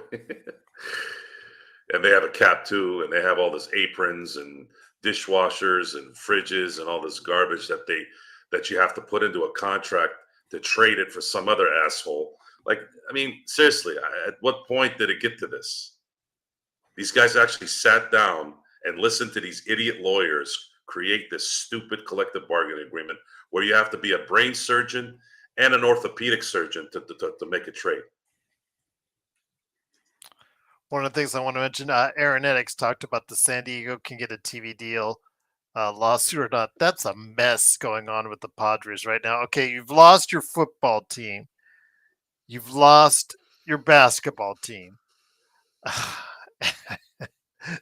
Could the Padres be next after what's going on there, Joe? No. Okay. No, I think they're going to stay, but still. I was talking to Empire Jeff about this. The secession process is pretty pretty ironclad from what he told me about the brothers taking over. So this might be just some kind of settlement thing that this lady's doing, possibly. But word is that the brothers will eventually win out, and they'll control the team. As far as the TV deal that Aaron Onik was talking about, this isn't just a Padre issue, Aaron. This is a I think 20 of the baseball teams had an issue with. I think it was with Diamond. Was it Diamond? They keep changing Yeah. the freaking name. Diamond one day, Bally's one day, Bally's, Fox. Which one is it now? Is it FanDuel now? Yeah, I think it's FanDuel. You Yeah. know what they So should have done? They should have just pitched. Okay, what did like a Peacock or Netflix, Paramount Plus, somebody, one of those streaming services just should just come in, bought it up, and said, you know what, we're just going to show it on our streaming service. That would have solved the whole problem. I'm worried that there's not going to be an audience. I think they would have done that by now. I don't think they want I don't think there's an audience that would say, "Oh, you're going to make us now pay for this app to watch the Padres." Maybe they might not go with that in San Diego. San But if it Diego's was a stuff. San Diego's a stuff. Look, San Diego, and I don't fault the San Diego fans for this because of what Spanos did to them for how many years, stealing their money pretty much. Whenever there wasn't a sellout at Qualcomm, they had a deal with the city that they make up the extra seats that aren't bought. So they've been paying and paying and paying. And when it came to a vote to build a new stadium down in downtown San Diego, the San Diego people said, "No, F you, screw you." And they left. And as far as San Diego Padres are concerned, they love them there. I love the park there. I love going to baseball there. I love the area. I would hate that would be.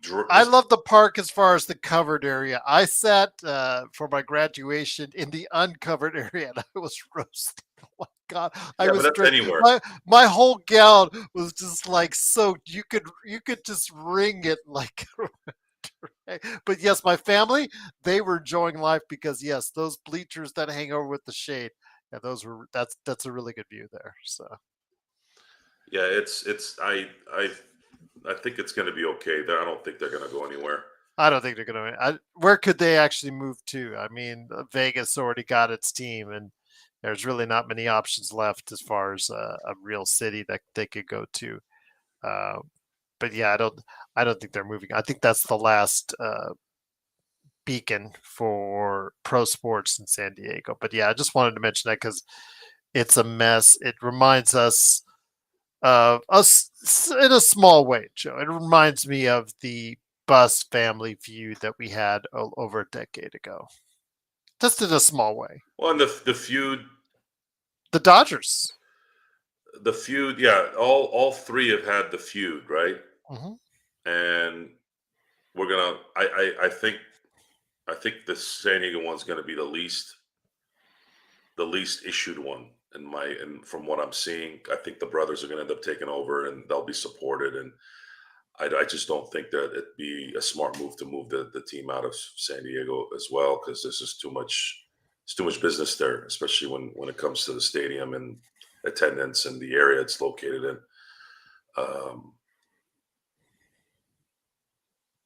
Dr. Buss made one mistake, but I can't really fault him for it because I'm sure that his lifestyle created a guilt from his personal life to where he wanted his children to succeed.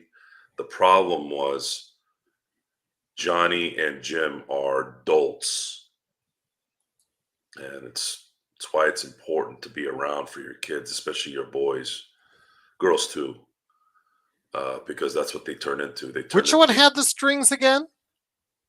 strings. The Los Angeles Strings. The indoor tennis. I don't know. Each I one. think it was Johnny. I think. Yeah, Johnny seemed to be, from what and this is not based off the show or anything like that. It just kind of enhanced it a little more, if you will. But those two are both insecure, just slapdicks from things that I've heard about them. Like, just not dude. They're not men. They're like boys. They're grown up boys, basically. Jeannie was there because she loved her dad and she worked with her dad and she worked hard and blah blah blah blah blah. I don't give a shit what you did with your dad or how hard you worked. Can you do the job? question for that, the answer to that is absolutely not. And you're seeing the results of that right now. And at some point, this is going to come to a head. And again, the Lakers, this isn't an isolated situation. If the Lakers didn't win in 2020, this would be a lot worse, obviously. But the Lakers have been a problem for a while now. This isn't just the last few years. It's just the last few years have been shit, really shitty. But they have not been playing excellent, like Laker basketball excellent for a while now. And I don't see it changing until, I believe, until the Guggenheims take that 27% and make it at least 51. And we're going to have to see how it goes. But yeah, right now we're kind of in limbo with what's going on with the Fires and what happens with the Lakers. Again, it's looking more and more likely that the game might be postponed. We don't know if the San Antonio games will be postponed on top of it. But if you stay alert with us, keep in tune, follow us at Lakers Fast Break. We'll report it as soon as it comes up. And we'll also talk about it on nightly shows. Game or not, we'll still be here for most of the days right here on the Lakers Fast Break. So definitely have some good content for you. But before we end on out, Joe, I wanted to go ahead and ask your thoughts. Tonight was if you didn't know it, battle between the two top teams in the NBA record-wise right now, and it's not even close, between the Cleveland Cavaliers and the Oklahoma City Thunder. The league's best offense against the league's best defense. And today, there was no stopping a good offense. I guess the old adage, a good offense is better than a good defense, really came into play. Unless it's in the playoffs, I guess it seems to revert back to that. But in the regular season, it was 129 to 122. They have a rematch next week. Your thoughts? These are two of the teams the Lakers would have to look into. I think it would be serious as far as them. If they want to go all the way, they'd have to look at them as far as obstacles. I think Cleveland is a very serious contender in the East. I think Boston needs to be wary of that. But tonight we saw a clear indication that Cleveland, as we saw against the Lakers, are riding higher than anyone else right now in the NBA. Yeah, Cleveland won this game at home in a competitive game. Makes sense. I'm going to pick Oklahoma City next week. I think they'll even it out. Home and home. Home and home. Both played amazing basketball. Both are playing out of their minds, as they should, with young, hungry talent. I'm going on the under. If I'm betting, I'm here in Vegas. I'm going with the under on the total score on that one. I can't buy in yet to the finals prediction yet. Mm-hmm. Not until I see somebody beat Boston in the East. Crossing our fingers for that one. Hopefully Cleveland can do that. Oklahoma City, I'm not sold on yet all the way. I have to see more. I have to see a little bit more. I still think Denver and Boston at this point. But I would love to see a Oklahoma City Cleveland final. I think that would be an interesting run. Maybe Oklahoma City can get revenge from 2012. I don't know. It's the only story I can think of. And of course, star players and young players. I don't know if anybody on either team is the charismatic one that kind of transcends the game. I think Wembanyama will be that guy, but I'm still kind of up in the air on that too, because his personality doesn't necessarily show that. I don't know if maybe it'll change as he starts getting deeper into the playoffs. If you can remind me, Gerald, when did Steph Curry become like household name? My guess, a household name is through that first final run. Was it 15? Yeah, I think it was 15. Just the way he was lighting it up, how electrifying it was to see that offense moving with the Splash Brothers and all that. Yeah, I mean, Draymond, because of who he is, Draymond, obviously he garnered a lot of the attention, but Curry really, really taking that team to another level at 15. I just think that that's when we started to see the whole league change its outlook on exactly what it needs to do to win games, a whole new outlook on how it's prioritizing the three. And I think, Curry has a lot to do with that. Even today, it's like I watch these games with the Warriors and it's Curry and everyone else.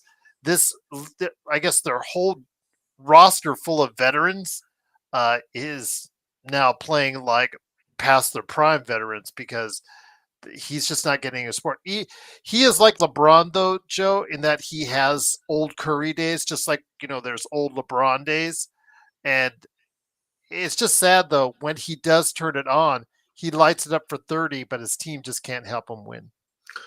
I would have said a few years back that I wouldn't think a French guy would be transcendent in an American league, Mhm. but Otani has changed that. I think Otani is Wembanyama. a so I think Wembanyama's the so real the deal. reason why I think he's very eager to win, besides the fact that he's a competitive guy, I believe it's going to be, hey, I need to take advantage of this ASAP, that I need to start winning so I can be this guy. Mhm. So he's going to have to start like probably by next year, no later than the year after. He's going to have to be going deep into the playoffs and Yeah. possibly the finals.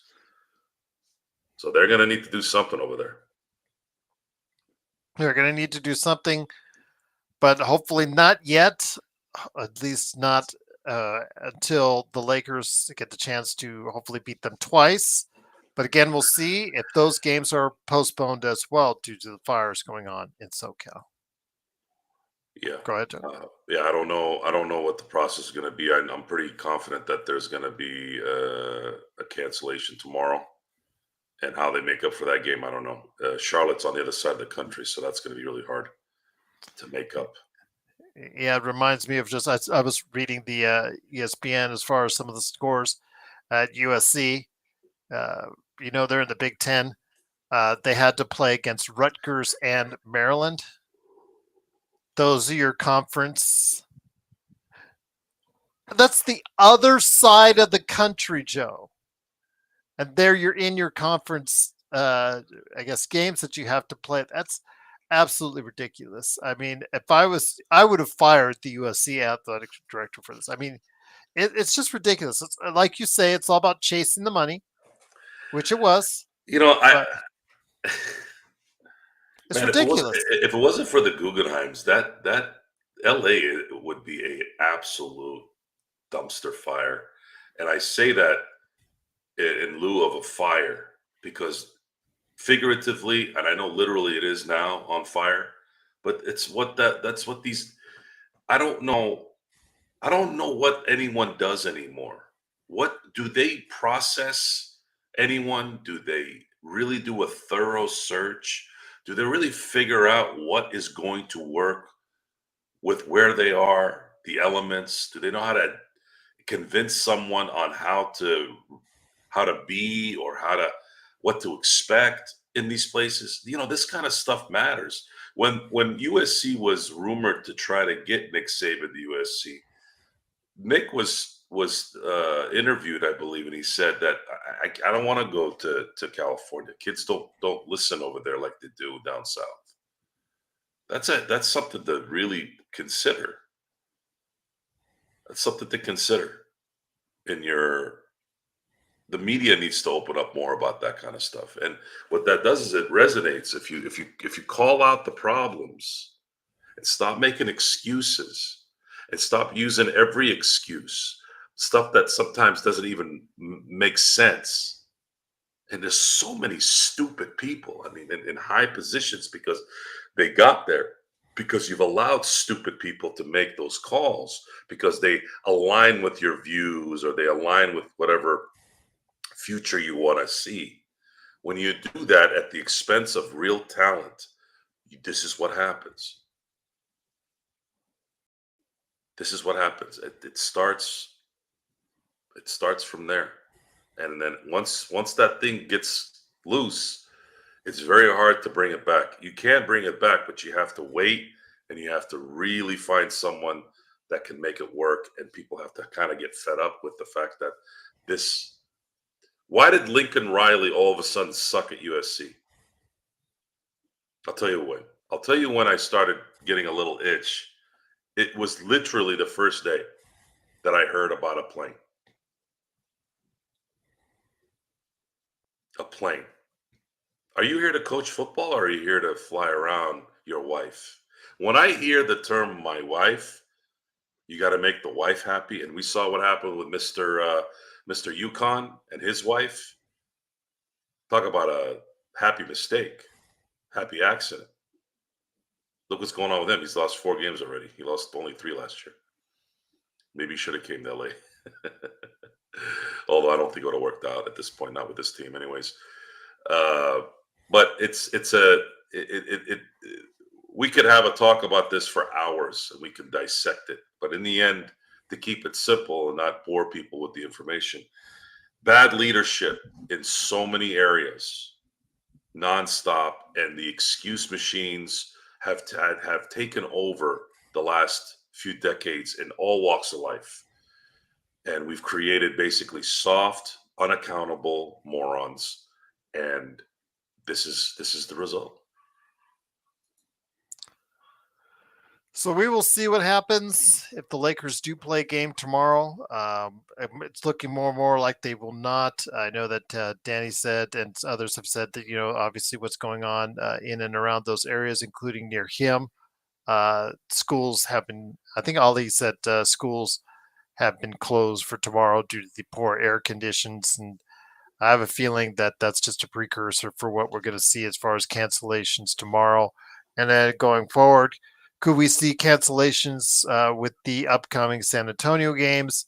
And could we see a move by the NFL to, I wonder why are they using, did they say why they're using Arizona instead of somewhere closer like Vegas? Not that I would say anything about that. Probably logistically, I think Arizona's maybe a little easier to get around versus where Alliant Stadium is and all the headaches and the hotels there. If you go, it's actually really easy, Joe. It's not that hard. Yeah, that's because you live there. I'm assuming they're trying to figure out fans and how that's all going to work. It's probably easier to, for logistics for, CES already be gone by that time. So it's actually probably hotels to be open. I'm going to say this, and you're going to die laughing too, since you asked that question. I think it was a pretty hilarious thing that you asked this question. Why Arizona, right? Oh, man. So their stadium used to be called University of Phoenix. Yes. And up until about a month ago, I didn't know they changed the name. You know what their name is now? What is it? State Farm. Oh, man. Have you heard about what's So I'm like moving it to Arizona so that you could play this game at State Farm Stadium. The same dickweeds who have pulled out or allegedly have or whatever. The genesis of the conspiracy theory right now, right? Yeah. I don't know, guys. I'm not someone who's overly, everything happens for a reason. I hate karma when someone says karma will get somebody, because I like to inflict the karma. I don't like to wait or not know really. But man, there is somebody out there, God or something. There's got to be something out there pulling the strings sometimes, man. So yeah, it's. I think logistically, it's gonna probably be a little easier. I've been to State Farm a few times. It's really easy to get in and out of there. It's not as compacted. It's not as congested, and I think it's probably more available than maybe the one in Vegas. For all I don't know. We'll see. I don't think it's bad at all. I mean, comparatively what I'm used to with other stadiums in and around SoCal, I've been to Phoenix, but I have not been to the stadium. So if you'll have to take your word for it on that. I mean, But it's yeah, not the greatest state, and it's a football stadium. It's domed up and nothing special. It's nice. Um, I still would pick old Qualcomm over it just because I think the way the stadium was built had a little bit of nostalgia, old school type arenas. A lot of these new arenas all look the same.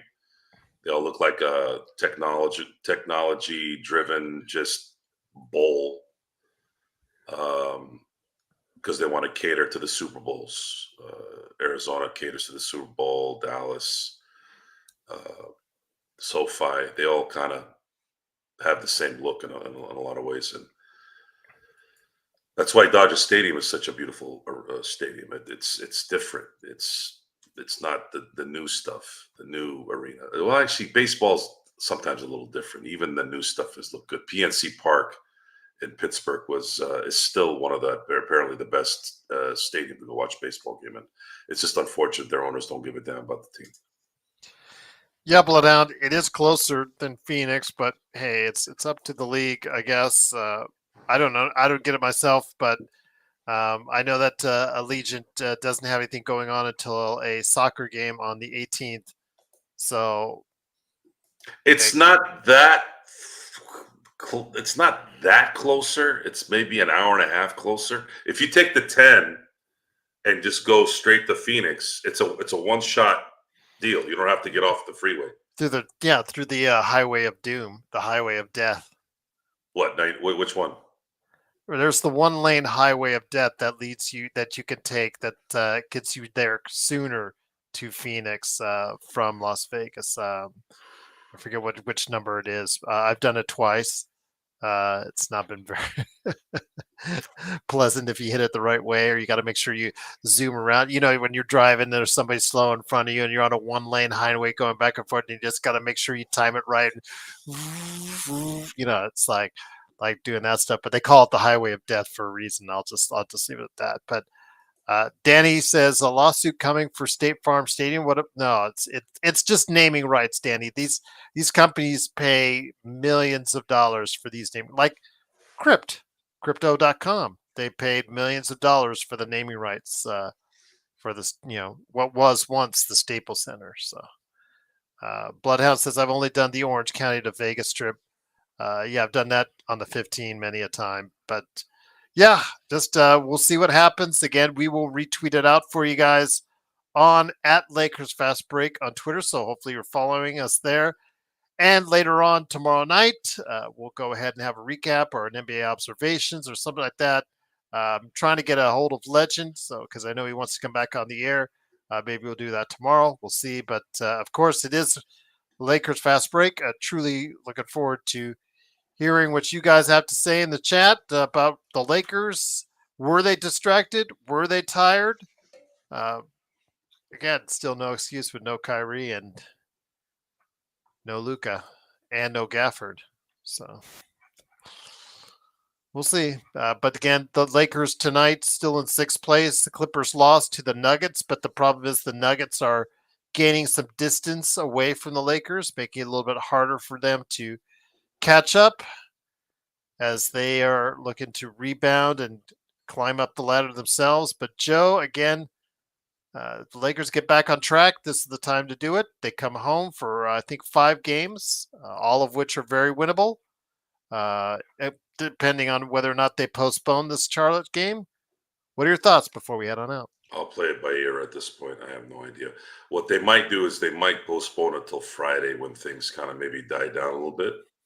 Then they don't have to worry about changing it for another date. Let me look at Charlotte's schedule. Hold on. Charlotte plays the Lakers Thursday, and then their next game isn't until Saturday. So they could do it back they to could back. do it. They could do it. Yeah. So I'd pitch that. And the Lakers, their next game is on Saturday, I believe, with the San Antonio deal, Yeah. right? Yeah, and then Charlotte plays the Clippers on Saturday. Yeah, I don't know, man. Yeah, I don't know. I really don't. I was really getting kind of excited a little bit that they might be able to make a run here, and I thought the Dallas one would be it to start this run, and it completely derailed my enthusiasm. Same here, my friend. Again, we talk about it. We get a lot of flack for where we picked the Lakers at the start of the season, but there are reasons why we went into it because this is just a team that, again, just does not have enough depth to pick this team up. Just doesn't have that quality guy that's going to just go ahead and explode when the other guys are down. And I know that Jamie said, as far as really believing in Vando, that's great. I'm glad. I'm happy for him. I don't believe in Vando as well as he does. If you guys do, more power to you. But he would not have changed things yesterday on such a down note for the entire team. I don't think anybody would have, which still doesn't make an excuse why the Lakers just had that kind of turd that they did yesterday, Joe. I really don't want to hear Jared Vanderbilt's name anymore. It's coming back soon, supposedly. I am sick and tired of hearing that guy's name. Danny says the Lakers are like the Dallas Cowboys, Uncle Joe. I don't know about that. I think Cowboys are worse. Yeah, Danny. Cowboys have had, as Joe said, when was the last time they were in the NFC? Last time they were in the NFC Championship game is 1996. I think that says it all. They're coming up on the 29th season where they haven't made an NFC Championship game, and they were the kings of the NFC Championship game. Them and the Niners in the NFC.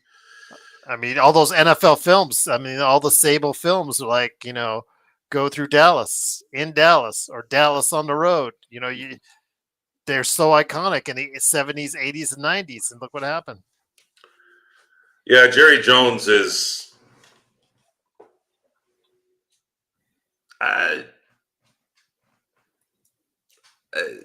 People who look up to people who look up to people like that, who aren't family members or people sucking off the teat, right?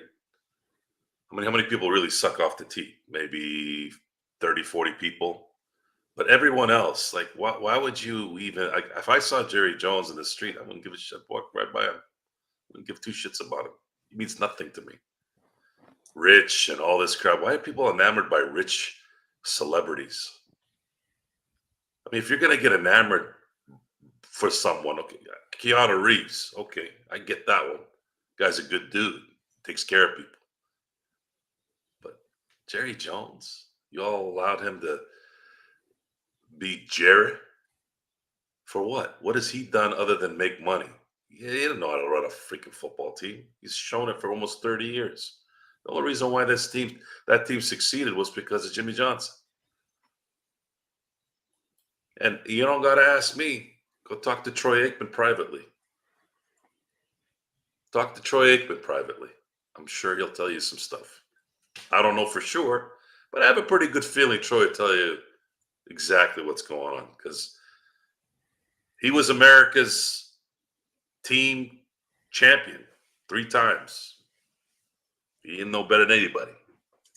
I think Michael Irvin is so loyal to Jerry, I don't think he'd say a negative word either privately or publicly. Maybe Emmitt Smith. Emmitt's a pretty straight shooter. I'd say maybe he'd probably tell you the truth. But I like Troy. I think Troy would tell you the truth. Emmitt might still kind of support his guy.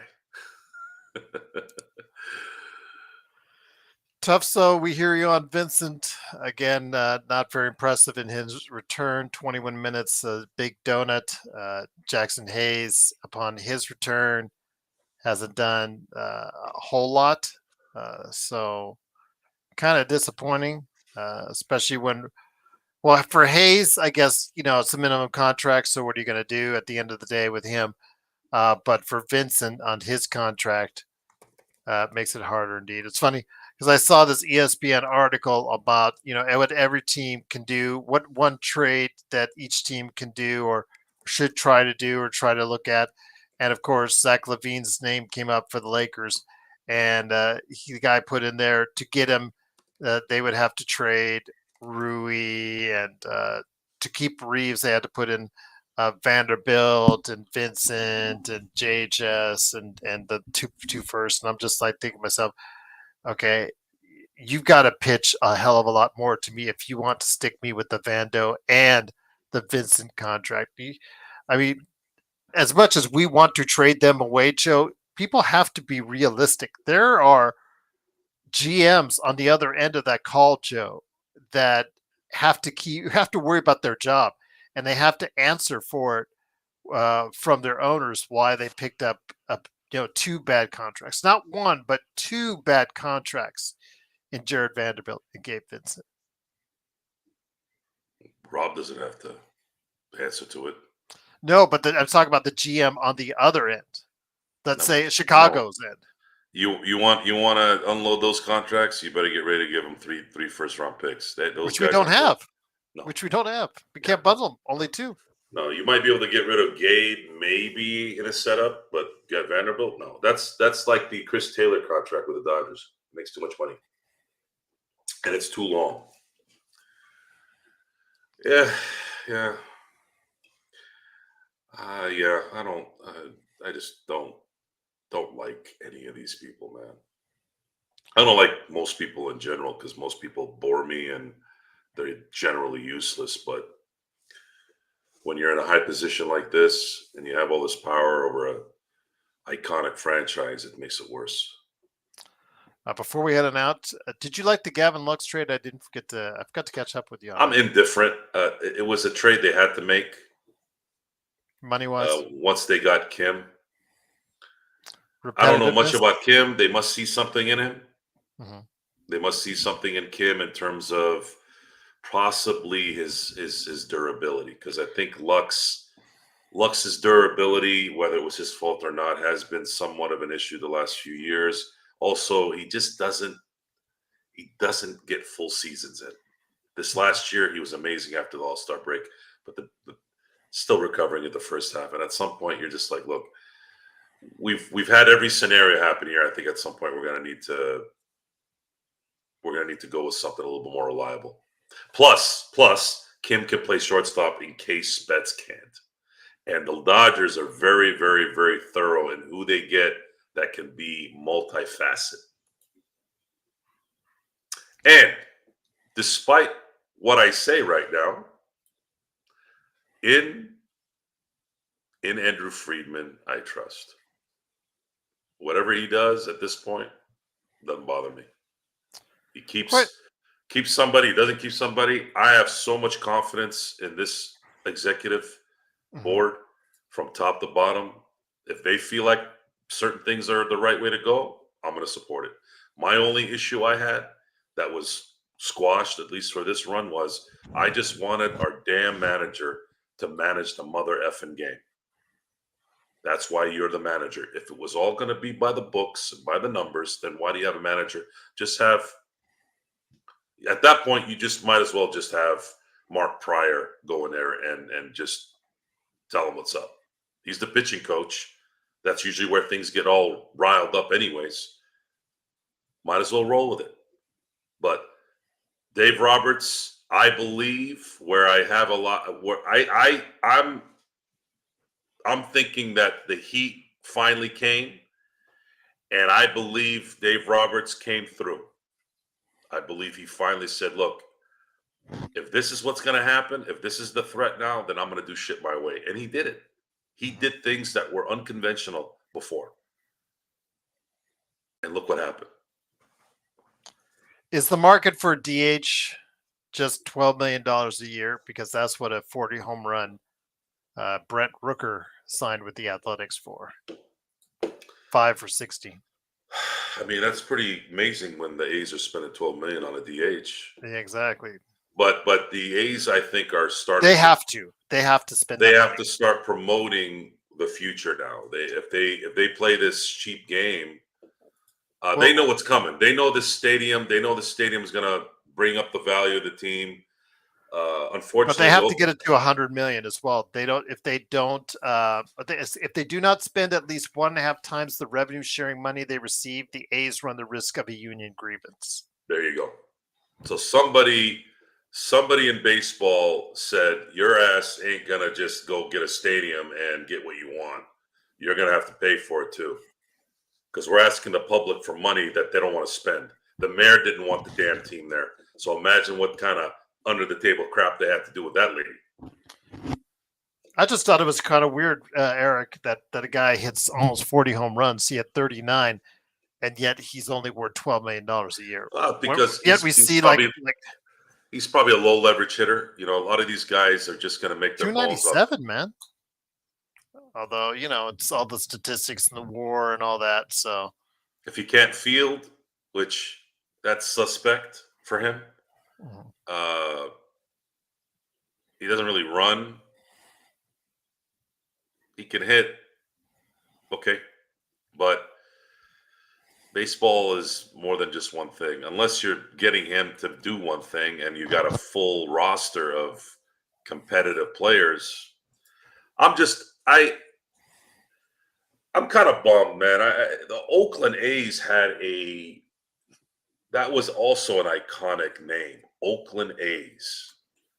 They three-peated in the mid-'70s. They were amazing in the late 80s and early 90s. And you had Eckersley and Dave Stewart, Ricky Henderson, and Canseco, McGuire, Dave Henderson. I mean, you had some just guys that I grew up just watching, and we knew their batting stances, and we emulated those teams. I was in Central California when those guys were playing them. It was a big staple in our life. We knew everybody. We admired a lot of them, even though they weren't our favorite. They were not on our favorite teams. So it's just kind of sad. It's going to be the Las Vegas A's, which kind of has a ring to it. It's not a bad name, but don't get me started. Are they going to call them the Vegas A's? I would rather call them the Oakland A's and get them out of town personally, but it is what it is. Oakland is a cesspool at this point. I don't want the A's. Nobody wants the A's. I talk to people all around left and right here in this town. They don't want the A's. So, Eric, I don't see the $16 million option. We don't want the WNBA. They keep shoving that down our throat. Ace has won 2 championships in a row. They're very popular here in Las Vegas. I'll just leave it at that. But yeah, Eric, I don't see the $60 million option. There is in 2030 a vesting option which contains escalators in 2030. But for the rest of the years, they are all fixed at $12 million. So I think that's still for a designated hitter. If he gets you anywhere near the kind of season he had last season, I think for a guy that's going to be in his mid-30s during this contract, or by the end of this contract, that's a good deal. But we'll see. He'll probably get traded at some point by the A's. That's usually the way they do it. But it is, of course, the Lakers Fast Break. I truly appreciate you joining us. It is, of course, Joe Sorrell. Yeah, that would be 22 million. That's what I said. Yeah, it's on Sport Track on that there. It's like do the escalator options on that. So I don't know where the 16 was on that. So it doesn't indicate that on Sport Track. But it is, of course, Joe Sorrell. You were never going to get an expansion team. This is the only way you're going to get a team in Vegas, though. I don't want a baseball team. I already am good with what we have, but we're going to get a baseball team. We're going to get another. Don't you think Vegas? No, okay, let me ask you this. There's a lot of issues going on with the casinos, right? Such as? Just people aren't spending as much money as they used to. I have to check the state camp. Yeah, it's down by percentage points. Yeah, I'm sure. Why did they start charging for parking? That was the one great thing about Vegas. Oh, it's because they can find revenue. Really? Is that how desperate they are to? Yeah, it's so much harder to find free parking on the Strip. Tell them, trust me, I know this. Wouldn't that make people less likely to come now? Oh, there's the resort fees, all that stuff they're adding in there now. Yeah, people are less likely. That's because of the stadiums and the arenas that pay for it, right? Mm-hmm. Yeah. Which I did not want a stadium. Didn't want a football stadium. I voted against that, and I voted against a baseball stadium. But you see how that goes. Ultimately, if If the right individuals want a certain thing somewhere, they're going to get it. And when the NBA finally relents later this decade, most likely when they give Seattle, Las Vegas expansion teams, guess what we're going to build? We're going to build another arena down the street on the strip because we've got plenty of space to put it, and there's going to be someone that wants to go ahead and have their own cushy stadium, and we're not worried have to worry about the Golden Knights T-Mobile Stadium. So nice, very nice. For the state's 2024 fiscal year, statewide gross gaming revenue climbed more than 4% to a record $15.76 billion. Just to let you know. Gambling, Joe. Gambling. And then they'll blame who will they blame in 10, 20 years when people are addicted to crack because of it? Is the NFL going to have one of those stupid ass signs that says, "We know someone who died from gambling" at halftime? Are they going to be doing that kind of shit? Hypocrite assholes.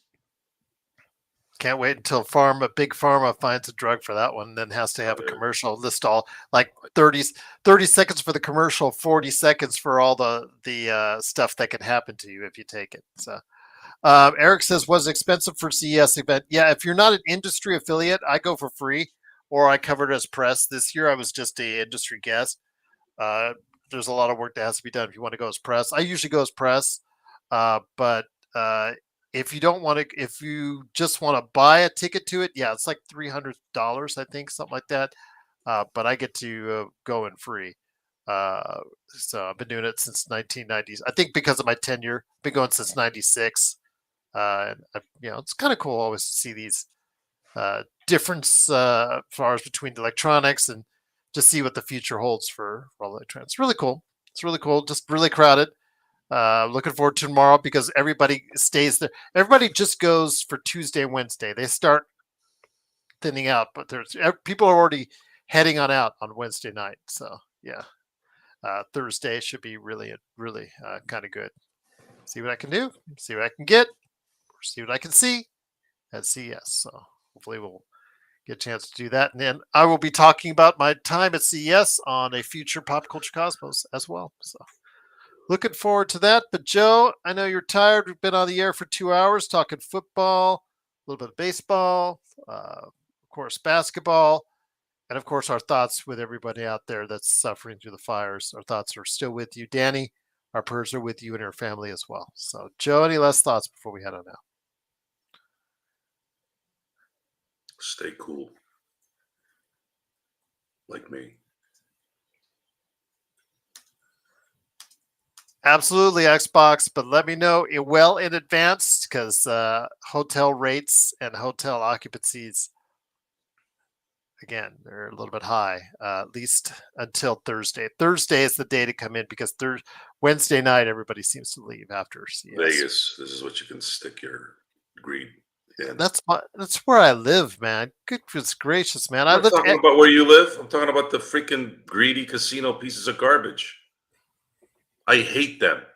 Hate. H-A-T-E, capitalized in Comic Sans. Hate. Hate those people. I hate those people with every ounce of my being. I hope all their casinos go under.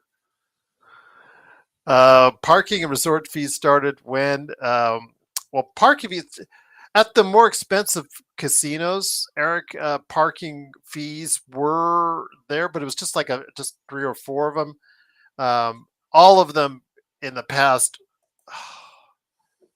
I want to say just before the pandemic, started really implementing them. And then after the pandemic, all of them really, stay classy, San Diego. All of them really got into putting it as far as fees. All the hotels on the strip have some sort of fees right there. And it's just really got to really figure out and find places where to park free still in Las Vegas on the strip. It's getting harder and harder because, some of the places I used to go, I'd go back there. Like when I saw Aussie Joe, I was the Hooters Hotel, what used to be Hooters Hotel. It's called Oyo Hotel now. which is ironic because they still have a Hooters in the hotel, but they no longer call it Hooters Hotel. So I digress. That used to be free, and it used to be right near the strip. So yeah, that'd be the place to go. When I get like go to the Golden Knights game or go to the football game, what have you. Yeah, last time I went down, I went to see Aussie. Nope, they charge, and I was just like, oh crap. Now I gotta find somewhere else. All right. Yeah. I had Well, some of my best wings and beer at that Hooters place. in the one in Las Vegas. Yeah. There you go. It's still there. Before it turned into a dumpster fire. It's still there, Joe. It's just the Hooters sold off the hotel part. So yeah, I don't know what Oyo is or Oyo means or Oyo what about it, but yeah, it's Oyo for all whatever. But again, it is all about money in Las Vegas. I won't disagree. And on that note, it is of course the Lakers Fast Break. We will alert you on Twitter first at Lakers Fast Break if we get an update. We are expecting a cancellation or postponement of the game. We don't know to when, but we'll let you know. And then, of course, tomorrow night, we'll at least have a small NBA observations or snack pack to go ahead and give you an update of what's going on with the Lakers and hopefully give you an idea what's going on with the NBA. But for Joe Soro, it's Cheryl Glassford. Thanks again for watching this thing. For all of us, to all of you, right here at the Lakers Fast Break Podcast.